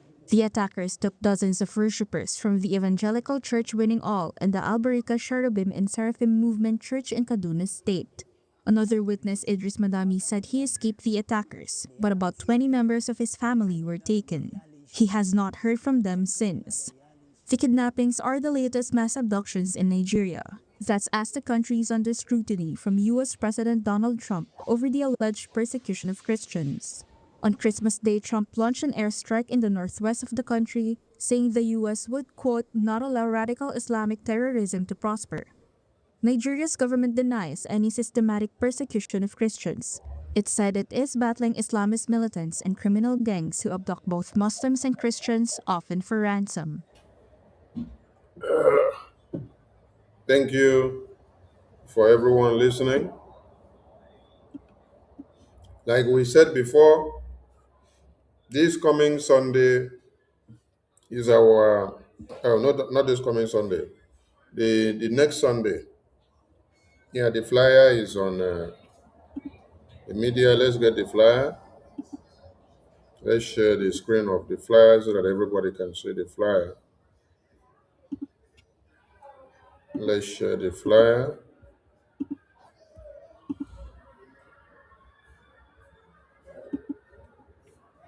This coming Sunday is US North and South Town Hall meeting.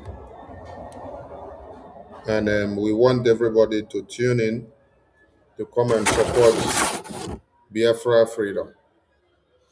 Come and support your freedom and come and give all the push that is needed so that we can achieve it all.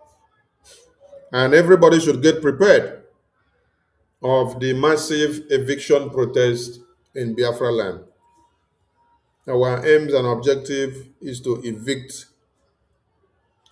Nigeria. That some of you will say, oh, our leaders don't want protest.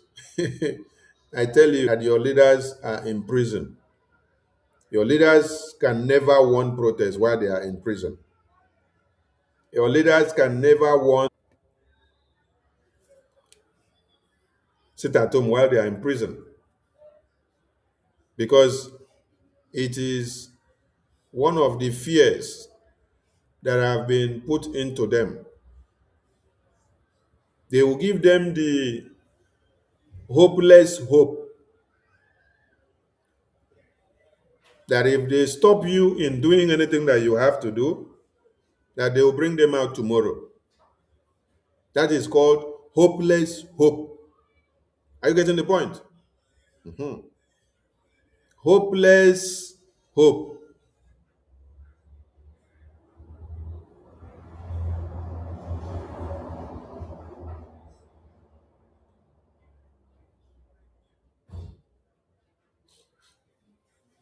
Hopeless hope is when they know that the thing is not going to work, but they have to brainwash you, cajole you into believing that it will work, so that you will fall for it. They will continue to give your leaders in prison and our leaders in prison the hopeless hope that they should tell you to stop sit at home, that they should tell you to stop any upcoming protests, that you should be calm. So when you stupidly go by that instructions of your leaders that are inside prison, by remaining calm and quiet, those your leaders will remain inside that prison for the next 100 years. And your Biafra freedom and independence will die off. That is why you don't need to take order from your leaders that are inside prison. Not on the liberation process, because they are inside. They don't know how the tempo is here. The people that will always go and visit them inside prison, they will not tell them the truth of what is happening, because those people want to use the opportunity that is given to them to go and meet them in prison to suppress the momentum of what is actually happening. So whenever they go, they will tell them, oh, it is this person that is doing this, when that person is not doing anything. They will either go and condemn Okechukwu Nkere. They will go and condemn BRJ. They will go and condemn BDF. And then they will go and sing the praises of Orabu Fulani. They will go and sing the praises of Emma Nonsense. They will go and sing the praises of Chinasa Nwoshi and Chicken Edozium. But they will not go and sing the praises of you. That is actually the nightmare that is causing the chaos everywhere for Nigeria to speak of the legacy that they that are in prison actually fought for. Are you getting the point? So, Biafrans, come out en masse on Sunday and join the town hall meeting. And every country can host and file up for their town hall meeting at any time. You know the procedures. Don't wait for only USA North and South, Lyzen or continent to be the one to do town hall meeting every month while you sit on the fence. You see, some of you are not using your brain in this very Biafran struggle. They say to those that much is given to them and they are able to dispatch that their duty. No, let me go back this way so that you will understand very well. There was a parable of a master. A master gave some seed to some of the servants and he went on a voyage. He traveled. What that actually meant was a seed of investment, a time of probation, a time to see how you can be fruitful with what is given to you and with the time being. What can you do with the time given to you to be the one in charge? What can you do with the time given to you for you to oversee the affairs of Biafra? Everybody will shed seeds, not of equal ratio. They will shed seeds of different ratio. But you see that somebody that was shed of a seed that was small could go with the mindset of becoming industrious to plant that seed and make sure at the end of the day he is able to grow +1 to that seed. While some other person that has 100 seeds will allow the seed to die off in his hand, interpreting that the master is very greedy, that the master is enslaving him or her, going on holiday to go and enjoy his or herself, while now waiting to reap from him being the laborer. Where am I going? Where I'm going is this. USA North and South continent have been hosting town hall meeting every Sunday. They don't miss out, no matter how bad it is. I remember last year when they wanted to miss the date, I told them, no, you cannot miss the date. Even if you have missed the date, you have to do this town hall meeting. Because it is a blessing and a mandate that God has put in your hands.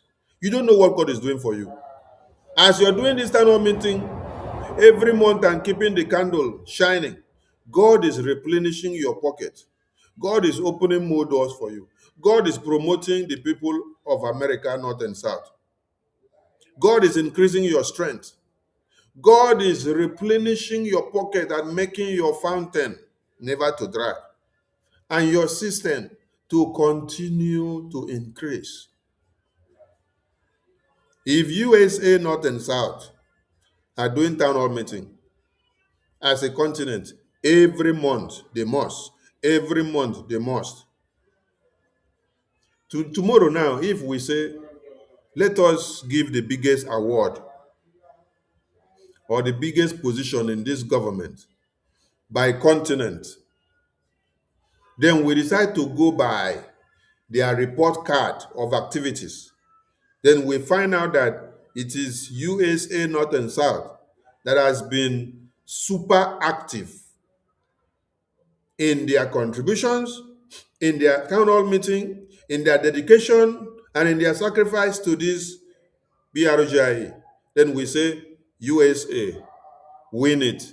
You have to wear the crown. What will you say? Will you say that Sonny is wicked in his statistics? Will you say that Sonny is wicked in his judgment? Now I am calling on every continent.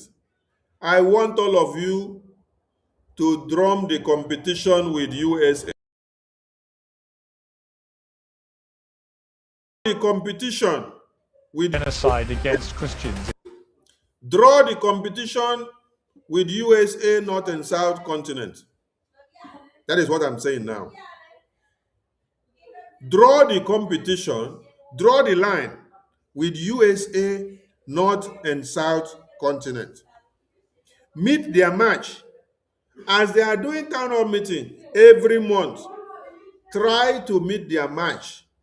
Compete with them so that tomorrow, when the report card is brought down, you will also see that maybe in the month or in the first quarter of 2026, you were able to do what? To double the match of USA North and South. Because USA North and South takes the calendar every month. There is no month that they want to miss out. And that is why they continue to excel every day. You that want to sit down until I use iron to hit your breast before the milk will come out for you to go and plan of a town hall meeting. Are you having double head with the USA North and South continent?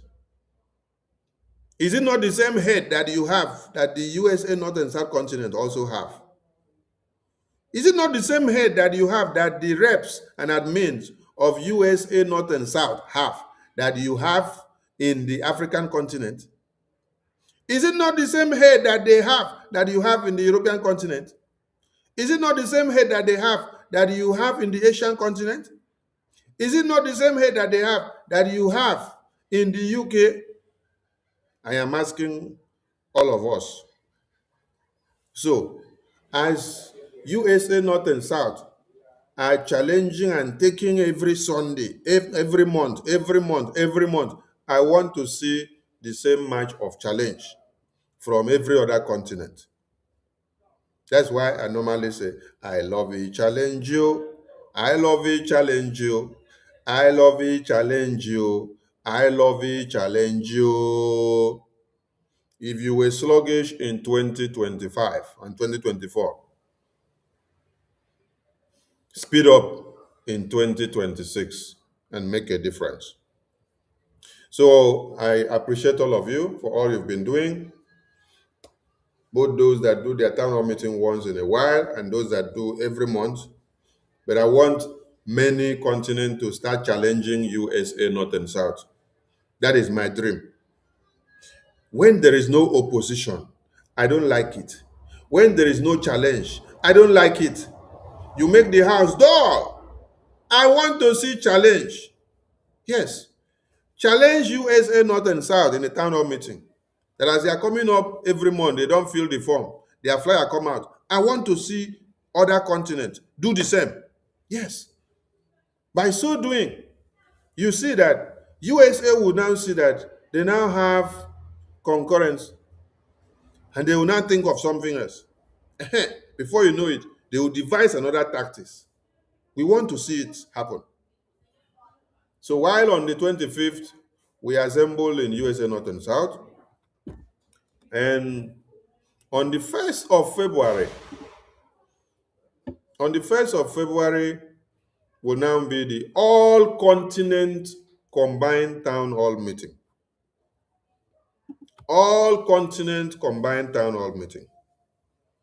This all-continent combined town hall meeting, everybody have to come together. Bring your tithe and offering, your thanksgiving. Come and make your donations. Come out en masse and come and make your donations. Please. Bring your tithe and offering.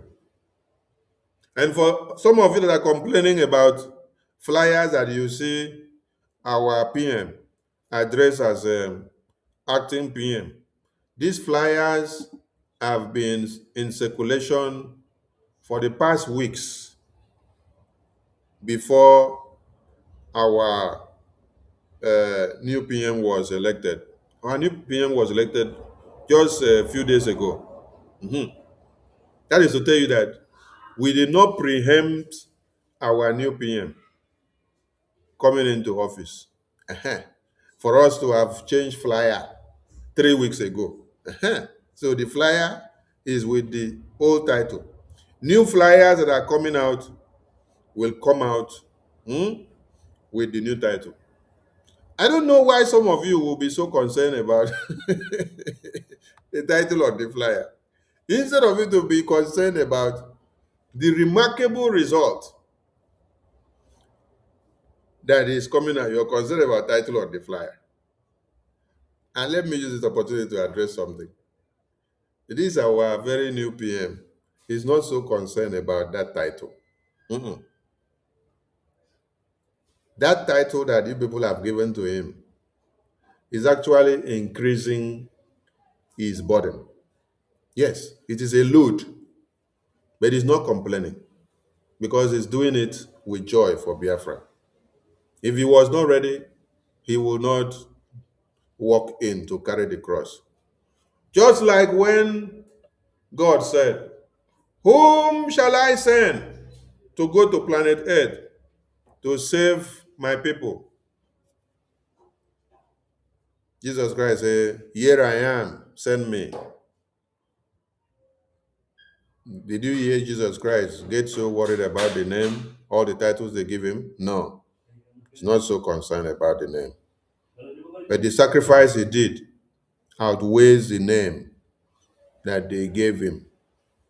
So applies to our new Prime Minister. The sacrifices he has been doing since 2022, which many of you don't know, behind the scene for this very government, it outweighs any name that you can give him today, because he has been there from the very beginning. He has been there as a backbone and engine room that many of you did not know.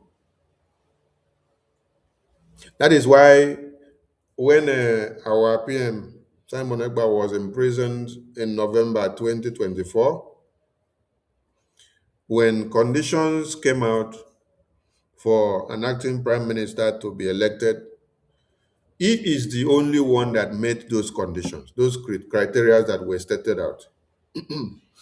He is the only one that met those criteria, because those criteria were for a reason, and he's the only one that met those criteria. But not for the name, but for the conditions that were attributed to the kind of person or the person that must occupy that office, so that this government will not be on the brink. That is why we are waxing strong. And we are going higher. I salute all Biafrans. And I thank all of you for all that you have done. So keep a date with us, 1st of February. Yes. Gather everything and come in a very strong force. Invite everybody and let them come. Let them come and join hands and support dear Biafra, our Biafra, your Biafra, my Biafra, so that we can get the result that we need. Now, there is a question you should ask these people here. Let me bring it to the screen. I want you to ask these people some questions. These people here that were all available in this very town hall meeting, because Elias gave them another big one When you listen to Dear friend, Dr. Elias will explain something and tell them that Ngozi, it's wonderful to greet all. some of them used to say that they are snapping. Thank you. Thank you. He says some of them used to say they are snapping only photos. But their photos are not just mere photos. Their photos are speaking for them. And those that knows the importance of what they are discussing behind the scene, they know. But do you know that those that were saying that we are snapping only photos, that they were even part and parcel of this cabinet meeting? You will see them in this very video. All of them that were telling Elias and PM that we are snapping only photos, they were there in that cabinet. And today, as they don't see PM again, they can boldly open their mouth and tell Elias and tell you and I to our faces that we are only snapping photos. So they were still here when Prime Minister Simon Ekpa was here. They were still here. They were still here saying that we are snapping photos. And Elias was addressing them inside this town hall meeting. Elias was addressing them. And they did not know that Elias was addressing them and their idiosyncrasy. Today, all of them now open the mouth to say it very well. Now, that Elias is a criminal, he collected money from the Nigerian government, that is snapping only photos, and there's nothing to show. Let us play. But you should ask them. This is September 2024. And today, where are all of them with Elias here in this video? Today, some of them here are telling Elias that he is snapping only photos. But the US government recognizes those photos with result. But these were people that were seated inside there in sheep clothing, wolves in sheep clothing, and shouting, "Oh, Obatobi, Elias," and they clap. Listen to them as Elias wash their nyash with soda soup, and they think they burn them now. My dear friend, Dr. Ngozi, it's wonderful to greet all of you, and I'm happy to greet you because of the history we have been making. I mean, look at the progress we have made in such a short period of time. We've met, especially this past month, with many top members of Congress, including meeting members of Congress on more than one occasion. I know many of you have seen the photos that we've had, but you should also know that these were not just photos. We've had substantive meetings with these members of Congress, sometimes for 1 hour, sometimes for 1 hour and a half. We've been Let me take this back so that I will explain something. This meeting here, who did Congress on more than one progress we have made in such many top members of Congress, including meeting members of Congress on more than one occasion. I know many of you have seen the photos that we've had, but you should. Who do you see in this photo? You see Bryce and Oklahoma. You see the yellow pawpaw in America. These are the people that after Mazi Simon Ekpa has been imprisoned. And we even sent Bryce and Oklahoma to go and see Mazi Simon Ekpa in prison. This is the same person that is coming back to tell us that we don't need lobbyists, that we are wasting money on lobbyists, that we don't need lobbyists anymore. Listen very well. But Bryson Okoma was enjoying the lobbyist work and all the meetings that he was called upon to also go and stand to represent Biafra on a diplomatic engagement of the US community. Are you seeing it? He was enjoying going to be part and parcel of those meetings and also snap the photos. Somebody should ask Bryson, you also went to be part of some of the diplomatic engagement. So you were also snapping photos and you don't have anything to show. Abi? And then it's the same person that said, we don't need lobbyists. We should not be paying lobbyists again. We should abandon lobbyists. Because all their plan was to make sure we destroy BRGIE and we destroy the diplomatic and political work that Mazi Simon Ekpa had started before now. Every relationship that we have started, they wanted it thwarted. Or because they don't have control of it, they want to destroy it. They say we don't need lobbies again after Mazi Simon Ekpa has been imprisoned. But in this video, what do you see? You can see them enjoying photos of diplomatic engagement. Hey, Alu Meru. Alu Meru. Elias knows how to analyze these people, honestly. With my dear friend, Dr. Ngozi, it's wonderful to greet all of you.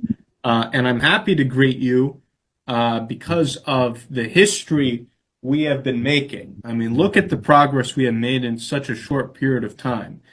We've met, especially this past month, with many top members of Congress, including meeting members of Congress on more than one occasion. I know many of you have seen the photos that we've had, but you should also know that these were not just photos. We've had substantive meetings with these members of Congress, sometimes for 1 hour, sometimes for 1 hour and a half. We've been educating these people extensively, most of whom were not aware or didn't have a nuanced understanding of the Biafra issue. Now they understand the Biafra issue. They want to do things to support us. We had 2 meetings with Speaker of the House of Representatives, and to encapsulate the importance of this, the Speaker of the House is the 3rd most important person in the United States government, behind the President of the United States, the Vice President. So not just one of the most powerful people in the United States, but in the world.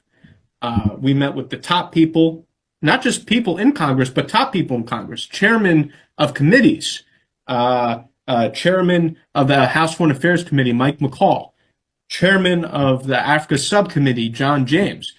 We even had a nice exchange with chairman of Judiciary, Jim Jordan, prominent personalities like Senator Ted Cruz.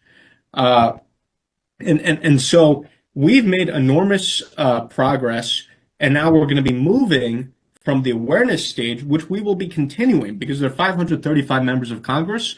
And we've been very aggressive in terms of trying to close the information gap. In terms of the meetings we've been having, anyone we've educated has been very sympathetic and supportive to what we've been telling them. The only challenge that we have is the lack of knowledge about Biafra. But we're closing that gap very quickly. There were days where Oge and I, or the finance minister and I, would have 3 meetings a day with 3 different members of Congress. So we're moving very aggressively to close that information gap.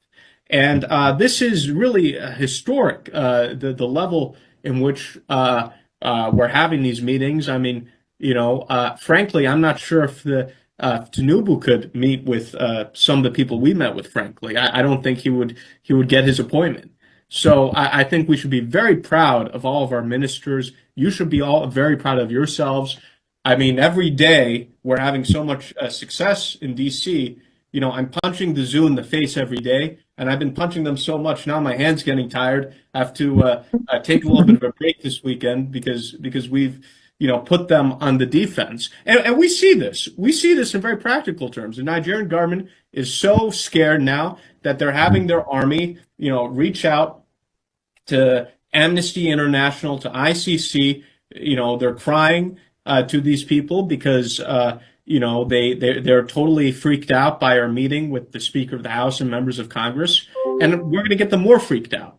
I'm telling you, when we continue, we're going to see Tinubu go out there and he's going to start crying. I said this from the beginning, that I'm going to make sure that he starts begging for help. So we're going to continue to press them. We're going to continue to give Zoo blow on a daily basis with our successes here in Washington. And, there's some major things that we're doing behind the scenes. We've gotten commitments from members of Congress. I can't go into all the details, but commitments from members of Congress to press the Biafra issue, both with the executive branch and also international bodies like the United Nations. So you should be prepared in the coming months to see some major as a result of the engagements we're having. And I just want to say also that, the members of our government, we have an amazing team here. I mean, the Minister of Finance, what a man of dedication. I mean, he's been having all these meetings with me, coming to DC, taking the time, sometimes with full day. We have Dr. Ngozi, who we're working on a daily basis, right? Always having important phone calls. The Prime Minister, who's always working 24 hours a day. I don't even know if he is getting any sleep. So we just have such an inspirational team that we have here. We're achieving a lot of very significant results. I think we are shocking not just Nigeria, but the world. And this will help us, in terms of getting that momentum when we hit December 2nd and beyond December 2nd. And so I think we should all be very excited. But we're not going to take a break or rest on our laurels. We've had these great achievements this past month, but we're going to continue to ramp it up, continue to give very deep blows to the zoo on a regular basis. And trust me, you're going to continue to see them panic. You're going to continue to see them do more and more desperate things. And, we're not going to stop until victory is achieved, as I said in the beginning of this journey. So thank you again. I always believed that we would make a lot of progress, but even I have been pleasantly surprised about how quickly the progress has come here in Washington. So this has been a fantastic journey. I encourage all of you to follow our activities. Many of these meetings we're posting on X. So we're doing things unlike previously in a fully transparent, democratic process. We're not hiding anything. The people we're meeting with, we're posting photos. We're also posting videos too, because some of our enemies from the zoo, they were, complaining that, these photos are photoshopped. So now we're also showing brief videos of these meetings. So, they can't say anything. Now the zoo's so desperate, they're coming up with more and more crazy conspiracies. One conspiracy they made about me was that, Elias is a clone and the real lobbyist is somewhere else. This shows you how desperate the zoo is and how desperate the saboteurs are, that they're, resorting to all these completely crazy conspiracies. They just cannot handle the success that we're having. So, I'm very delighted with all that we're doing. I thank you for all that you do, because, you have been supporting our efforts, the Biafran people. So, thanks again, and I look forward to celebrating more of our successes together in Finland. So thank you, Prime Minister, Your Excellency. Thank you, ministers of the government, and thank you to everyone on the Zoom and the people of Biafra. And long live a free Biafra. Thank you. Thank you so much. Thank you so much. Thank you very much, Elias, for that update. We're looking forward for even more better days ahead.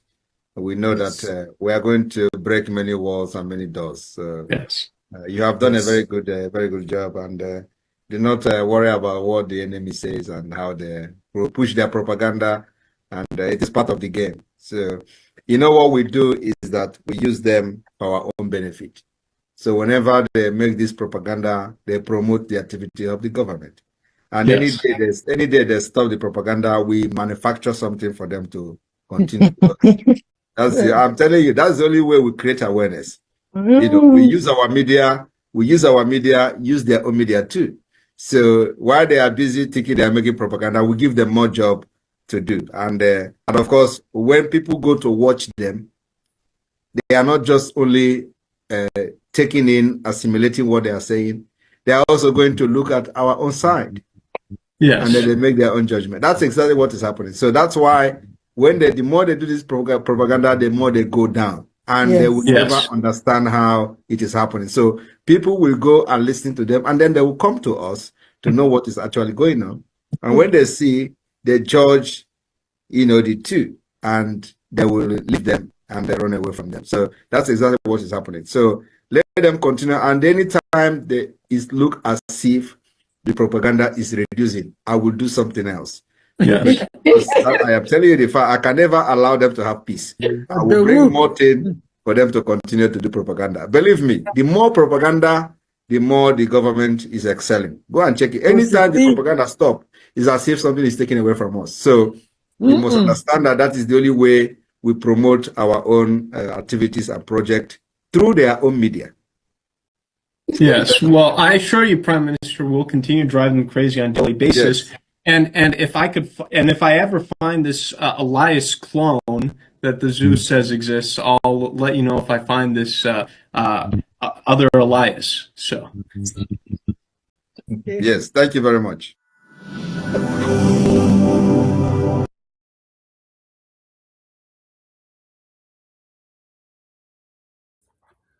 Where are all of them today? Where are all of them today? I mean, he's been, Where are all of them today? All of them that were going for political engagement and also snapping photos. Where are all of them today? Look at Bryson Okoma. He enjoys snapping photo and having political diplomatic meeting. And then he came back and said, we should not use lobbies again so that everything will destroy. Chai. Hello, Mero. I salute all Biafrans. Before they said Elias is a clone. Today, I don't know what they will say he is again. What is Elias today? Still a clone?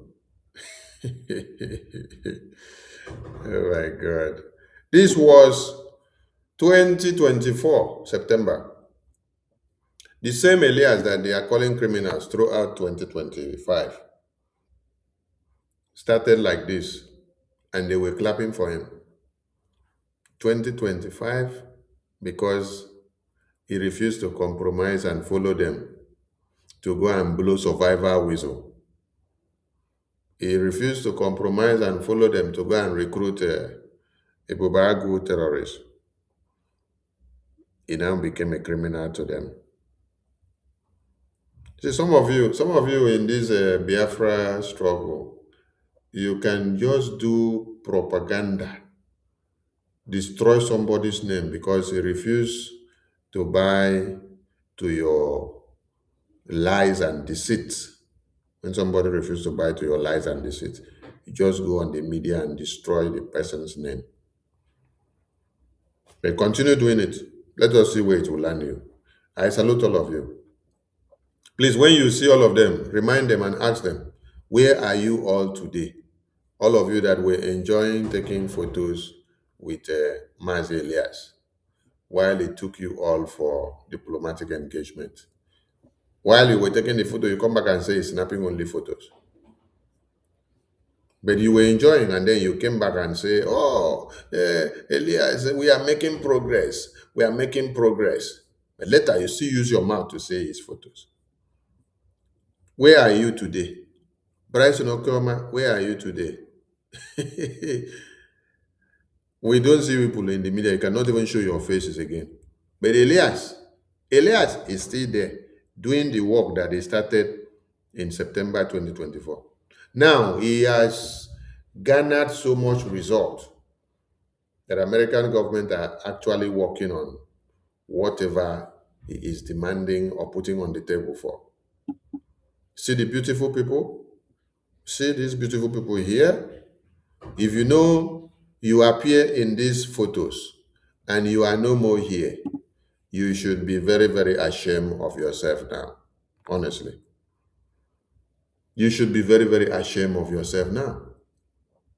Because the great result, the great work that you all started is yielding the result and the fruit now. While you have used your hand to destroy yourself.